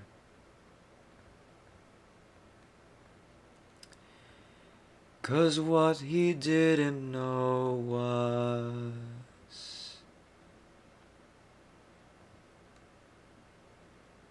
In terms of the final itself, no one else completed it but me. Call it luck, call it skill, Eric made it all the way home by himself. Pear hates it when I say that. She claims she would have made it, but frankly, that's not a guarantee. On the evening of the storm, Eric was able to find a big enough drift to carve out a snow shelter for himself. It held through the night. The next morning, he tried to go to the clearing too, but he couldn't find it. That's when he spotted an oddly shaped boulder that he remembered from the hike out, then a creek that wrapped around the line of spruce, and he began to navigate a path. He spent a second night alone in the woods, then hiked the rest of the way home in the morning, arriving around 10 a.m. His mom drove him to the sheriff's office, and he and Sheriff Porter tried to reach us on our satellite phone. They finally made contact after we joined up with Woodsley and Pear. Kathy answered the call. Hello? We don't see you yet. What? Who's this? Who's this? It's Eric. Oh my god, Eric! Where are you? I'm. I'm at the sheriff's office. I'm home. Fordham! Fordham! Oh my god, Eric! Your father will. Fordham! It's Eric! Did you find them? What? Peregrine and Woodsley. Did you find them? Oh yeah, honey. We got them, but Oh, that's amazing. That's. oh my gosh, that's well, there's been an issue with Oh my God. What? That's. When will you be back? well, we had gone in a medevac, honey. What? The cop is trying to find us now. A medevac? Why? It's Shane, hon. He's not doing good. Woodsley? What happened? We have to get him back as fast as possible. Why don't you meet us at the hospital, okay? We'll be there soon. Here. Talk to your dad. Here you go. Here. Hey, buddy. How are you? Okay. Hey, Dad. How you doing? You okay? None of us were in the right state of mind. Surprised at the fact that Eric was home, that our search was now over. An hour or so earlier, we'd intended to continue hiking up the river in search of him, but we had to stop. Get that blanket. Get the blanket over here. You okay, buddy? Woodsley kept falling. He was extremely short of breath, shaking and confused. No matter what we did, we couldn't get him warm. And then, he stopped shivering altogether, and started fading in and out of consciousness. When Eric's call came, we were waiting for a helicopter to arrive. Eventually they found us and lifted Woodsley out. The rest of us hiked the nearest driving path, and were picked up and brought to the hospital. The lessons learned inside the woods will cost you something dear. For when the paths at last unwind, and you have found some peace of mind, a part of you must stay behind, forever in the woods. In Strange Woods will return after a short break. I will be posting this VOD, and eventually I will, fix this as edit it down so that I can post it on YouTube or something. Assuming, of course, that the atypical artist people won't be too mad that I basically just redid their whole musical on Twitch. If they ask me to stop, like they send me an email or anything, because I am reachable, I will, of course, take it down. Alright. Oh, and, check out the In Strange Woods people. If you haven't already. They are called the Atypical Artists. And there's all the writing credits and all that you can check out. Or listen to the podcast itself. It's a very wonderful story that I would recommend that people listen to. At the hospital, the teens try to distract one another with stories from the woods. It feels like we're waiting for hours until finally we get an update. As many of us had suspected, Woodsley got hypothermia. The doctor was sure that if he hadn't brought him to the hospital in the time we did, he very well could have died. But Lecky's decision to send out a search team and keep marching up the river ultimately saved his life. The teens immediately disregard doctor's orders and swarm Woodsley's room with Irene and Declan.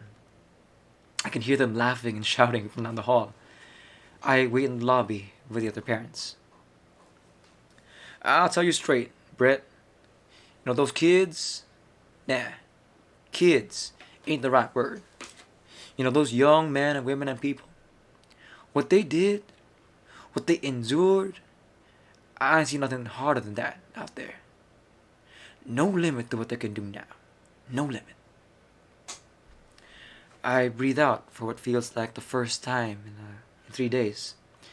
I almost turn off my mic, but then Peregrine comes out into the waiting room and asks me a question that ought to have been completely innocuous.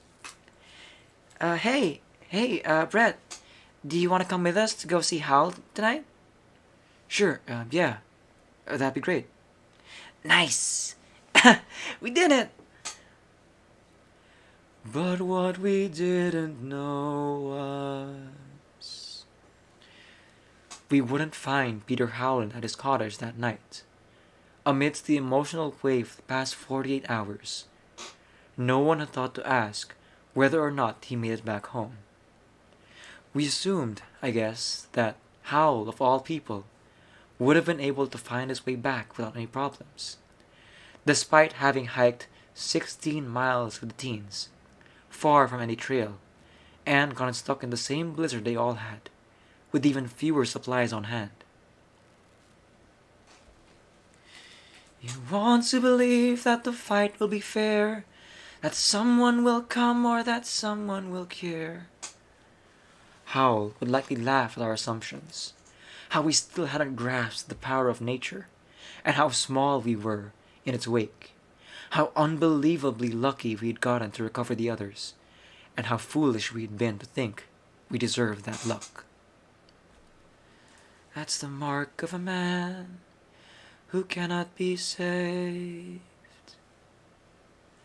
When we arrived at Howell's empty cottage that first night back, we thought up a million reasons why he might not be there. When he was still nowhere to be found the next day, we started to catch up with reality.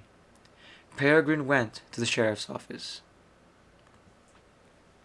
You know, she asked if you could help her put together a search team.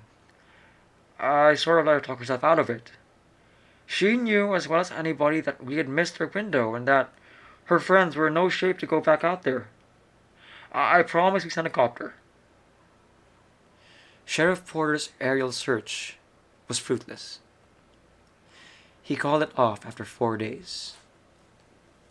As hard as it was to grasp, Howell was gone, lost to the wilderness, like so many before him. life is disappointment. It affects you because you have the opposite expectation. You expect everything should work out in your best interest. You're a good person, you deserve it. But nature doesn't care about your expectations. There is no good or bad, no pleading with nature. And all the stories of his past that had vexed me, they were gone too. I called Hal's cousin, Sandra, and I had to deliver the news. She let out a long sigh and said, "Oh, I guess it's finally over." You know, it just doesn't make any sense. I mean, it does, of course. This is the way the world actually works. There's no justice or karma or good or bad. It's just meaningless pain. When I first met Peregrine, almost a year earlier, she was clearly still grieving for her brother. She worked hard to channel that grief into the idea of the final, and into Howell himself. It felt safe there until now. I know that feeling. You know, any of us could have died out there, but Howell?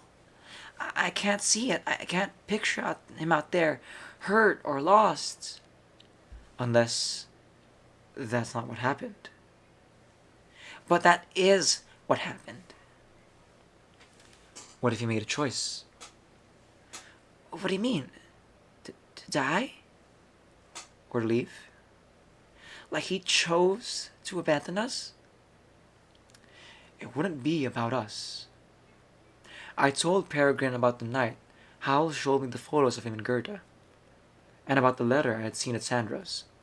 How he left the one person he loved because he couldn't handle the peace, the purity, and the vulnerability. Maybe this is the same thing again. I don't get it. I feel like I'm this curse, like anything I touch or love is cursed. It's just gonna keep happening again and again and again. When I lost my parents, everyone was comforting and understanding for about a month. And then it all shifted to helping me move on. There's no respect for their memory, like, no one really cares. Yeah, and the idea of just putting it behind you feels foolish, because the moment you're happy again, it Exactly.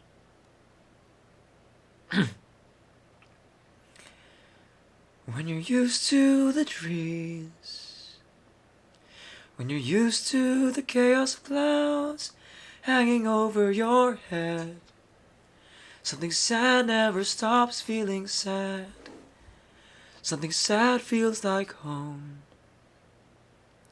When you're almost okay, when you're almost the person you knew who could smile again, something good never stays feeling good. Something good feels like tricking your brain to believe that the pain won't come back again. It comes back again. But what if right now, with loved ones around, we decided to let some light in? We'd be stronger the next time a blizzard begins. In a clearing, you can feel a little touch of the sun. Feel a little touch of the sun. When you're used to alone, when you're used to assuming that no one else knows what you know, someone's love feels impossibly good. Someone's love feels like home. Someone's love feels like home. The trees are still there, so we have to prepare to go back again. We'll go back again, so we won't pretend that the suffering ends. We'll remember the places we've been, while we breathe for a beat and let healing begin. In a clearing, in a break from the trees, in the arms of someone, in a clearing, you can feel a little touch of the sun. Feel a little touch of the sun. Feel a little touch of the sun. It's okay to feel a little touch of the sun. And you know, that would have been it. That would have been where this story ended. Except there's one thing I haven't shared. I wasn't sure I ever would, but then something changed.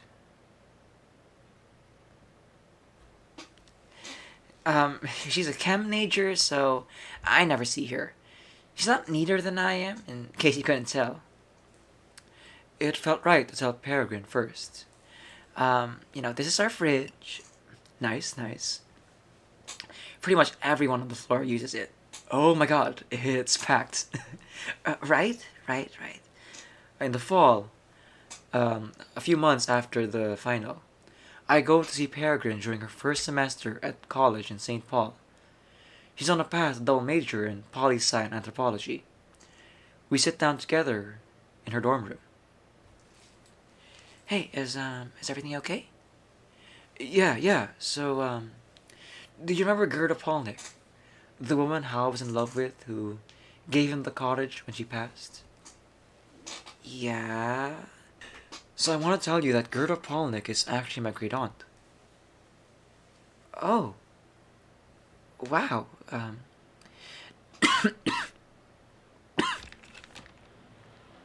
Did you find it out after, or? No. No, I knew. I knew going in. Like, before we met? I hadn't exactly thought through how Peregrine would feel about the fact that I had been withholding this information. That I had this other connection to Hal all along. Yeah, that's why I came to Whitetail, to find out more about Gerda. She was my grandmother's sister, my grandma who raised us when my parents died. And she was this enigma in our family, so when I learned that Hal was living on her land, but then I met him and all of you and everything happened. That's, I don't even know what to say. At that moment, I reach into my bag and hand Peregrine a photo that's been torn in two. When Hal was presumed dead, the deed to the land returned to the next of Gerda's living kin, me. I spent days searching the house for answers, including Hal's lockbox, the one where he kept his homemade brandy, and Gerda's photos. I came across a torn photo and recognized it instantly. Hal had shown it to me before. Oh my gosh, he looks so young. He looks so happy. It was the picture of Hal and Gerda together on a beach in Alexandria, but the half with Gerda had been torn off. On the back of the photo is an inscription in Hal's handwriting. Peregrine squints to read it. Peregrine, you can't change what happened. She reads it to herself again, turns it back over, examines it closely, like she's waiting for it to say more. Do you think this means he... Could be, yeah. And, where's the other half? I don't know. I was thinking maybe he took it with him. Maybe he wants you to find it. Yeah, maybe. But then again, I've got a really big midterm coming up, so... yeah. Throughout the rest of the year, I go up to Whitetail about once a month, slowly tending to some repairs on the cottage. It's a nice place to write. Oh, they're, all of them, they're all doing so good. Just so good. Peregrine's high school graduation photo now hangs in Kathy's living room, right next to the photo from Jacob's hockey game, and a framed local news article about when the kids fought off the bear. Kathy sits on her couch, the carpeted staircase behind her, leading up to 2 empty bedrooms. I didn't think it'd be this quiet. That's for sure. That was a surprise. I'm trying not to bug her. Keeping myself busy. Give her space to live her life. I just want her to feel like if she needs to, she can always call. That no matter what, I'll be there through it all. I'll be like a compass in her drawer. Lord knows she doesn't need my help, but all the same, that's what I'm for. When something happens, come and find me. Come and find me. I'll help get you through. If you're in trouble, come and find me. You come and find me. We'll know what to do. After the final, the teens' lives start to diverge naturally. In the spring, while John Francis' wrist was healing, Lexi would come over to help him study. They started dating just before graduation. Despite the injury, John Francis secured a track scholarship after all. Donald says he was never worried, but that meant John Francis off to Boston while Lexi was headed to Chicago for a pre-law program. They promised they would stay together. They haven't. Eric has stayed closer to home. He goes to Cass Lake International College and about 30 miles from downtown Whitesdale. He and Woodsley hang out most weekends, along with Eric's new boyfriend, Mark. They met in welding class. Yeah, I heard there were sparks. Shut up. Get it? As for Woodsley, to the wonderful surprise of his friends and family, he was named Homecoming King in the fall of his senior year. It's the first O'Connor to earn the title. The first O'Connor to wear the crown. Well, yeah. Let's not forget who got him there now. He had a lot of help from a certain mother who ought to be a lot proud of herself. Okay. Yeah. And he's got big plans for next year, too.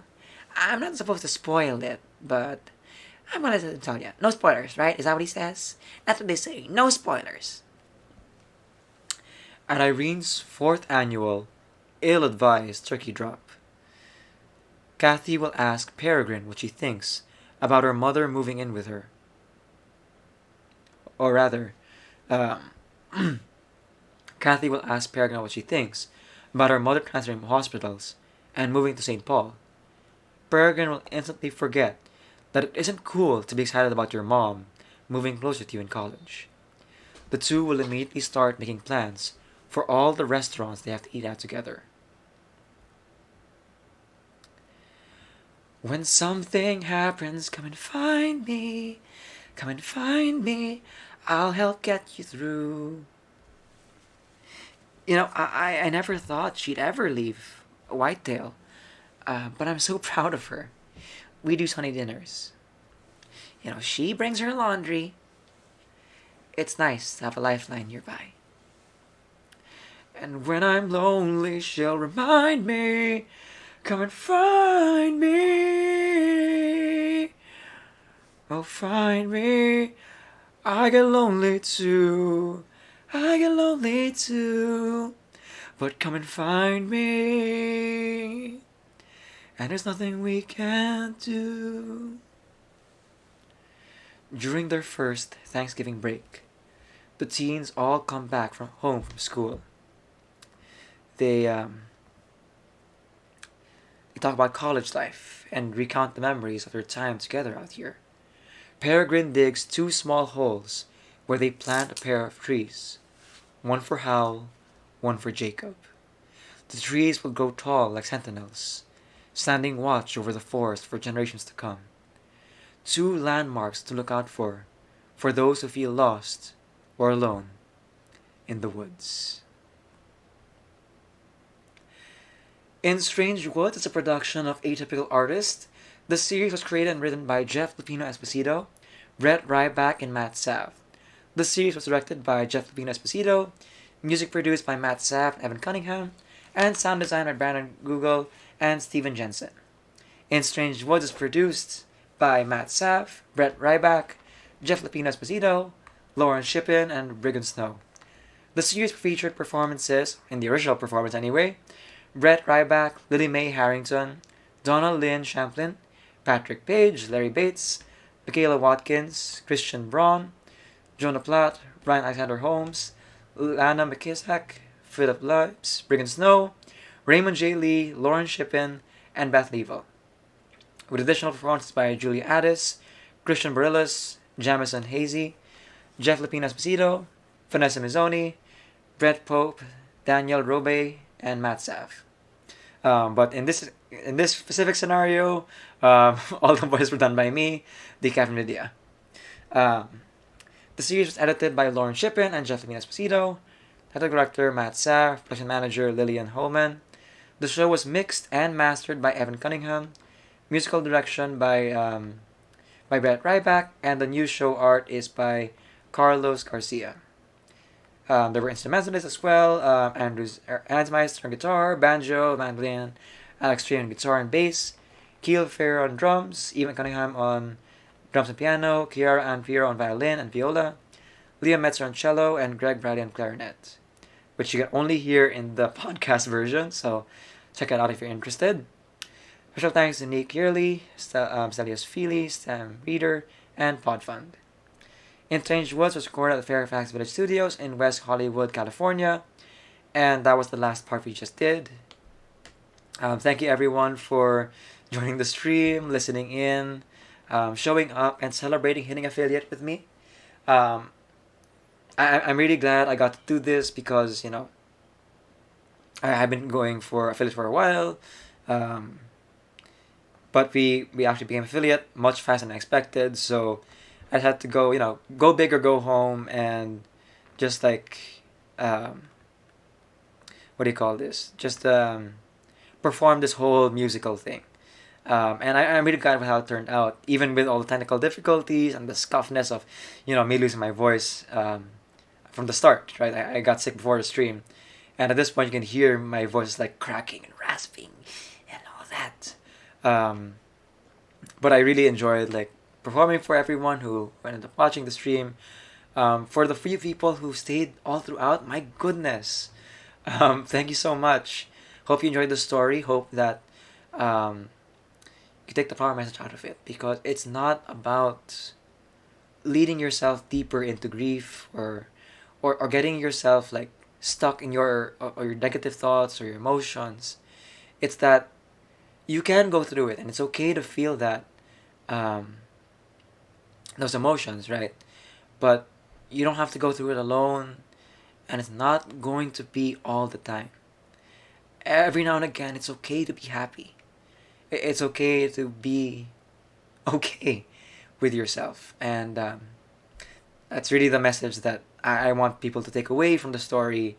And that's why I chose this musical to perform and to share with everyone, aside from copyright reasons. um, so I hope that you'll check it out. Here's again the link to it. You can find it off the podcast, Spotify, or other links. Yes, Kay, I know you were eating. I know that a lot of people were lurking actually for the stream. So no worries if you guys weren't chatting as much. There was a lot of chats happening all throughout anyway, which really filled in the time.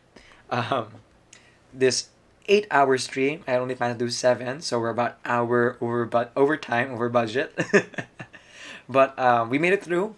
I did all 4 parts of this musical, doing all the voices, and my voice is still, more or less intact. We'll see if it's still intact for the D&D game later tonight, or if it will go through. So shilling for that as well.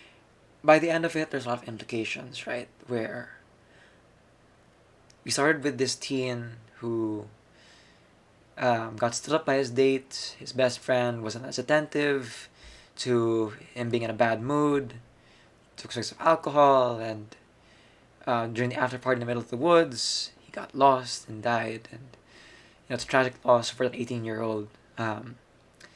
And this is especially felt by the close family members, Peregrine and Kathy Wells, where they tried to look for answers, tried to look for means to make sense of it. Like, what could have been done? What went wrong? What could have gone right?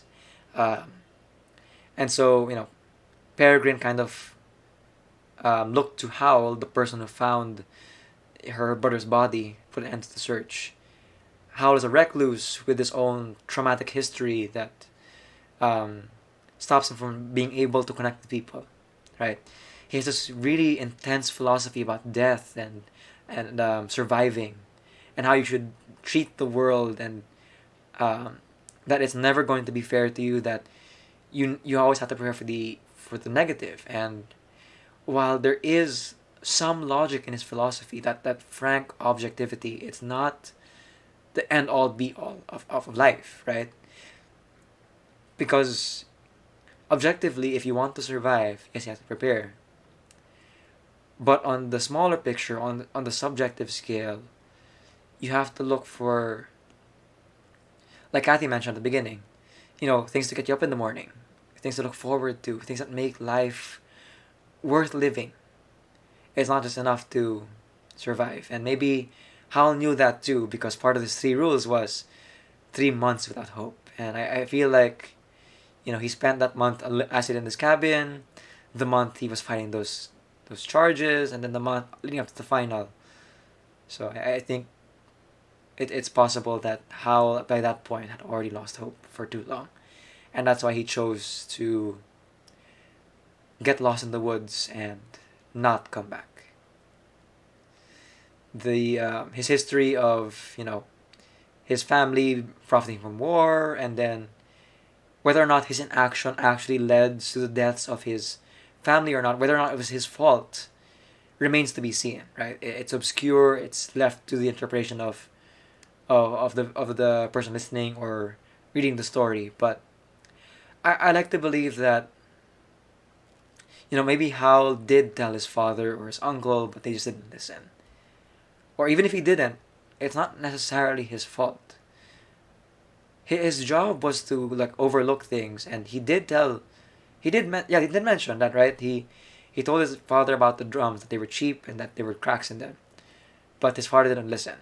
So I don't think he's evil And maybe my interpretation is he's skewing more towards just he was just sad, and he already did feel guilty because maybe he could have done more. Maybe he should have been able to help. And it's the same thing again, right? History repeats itself. Poor Jacob wandered to the woods, got lost on Hal's property. Maybe Hal could have found him if he had been searching a bit harder, or if he were a bigger part of the community. And that's also another theme here, right? Aside from, taking life as it is, one step at a time, it's also like letting yourself be part of community. It doesn't have to be like, our society at large, right? But those smaller communities, the people you turn to when, when you need help, when you feel alone, you feel helpless, they're the people who, when you help, are always going to try to help you, right? Even if some of them might be busy or have their own priorities or will be unable to help, right? There will always be someone who's willing to stay with you through that darkness, through that time, and help you through it. And it's okay to accept that help, accept that feeling of being with other people and not feeling bad all the time. So if you couldn't tell why, if you couldn't tell already that how much I'm gushing about this, this is the big reason why I love this musical so much. It's one of my favorite musicals, and it's my favorite podcast musical, of which there are only a few that I've heard. But among the 10 or so I've heard, this is a big one. This is the big one that I always come back to whenever I feel super sad, or I feel like that I feel so completely alone. Well, aside from talking to people, of course. Yeah. Okay, so enough gushing about the musical. I hope you guys enjoyed it. I will be posting the VOD as a highlights, of course. But then I will be eventually cutting it down into smaller chunks to be posted on YouTube, unless a typical artist asks me to take it down, in which case I will. So again, I'm just chilling out here. Use that. Well, thank you, Kate. I did have a good time. I had a fun time, even though my voice cracked like 2 dozen times all throughout that. In a clearing. My voice is shot. I can't hit the high note when my voice is like this. So let's go ahead and raid Dimby. Yeah, I have been talking for 8 hours when I was already sick beforehand, so that's what it is.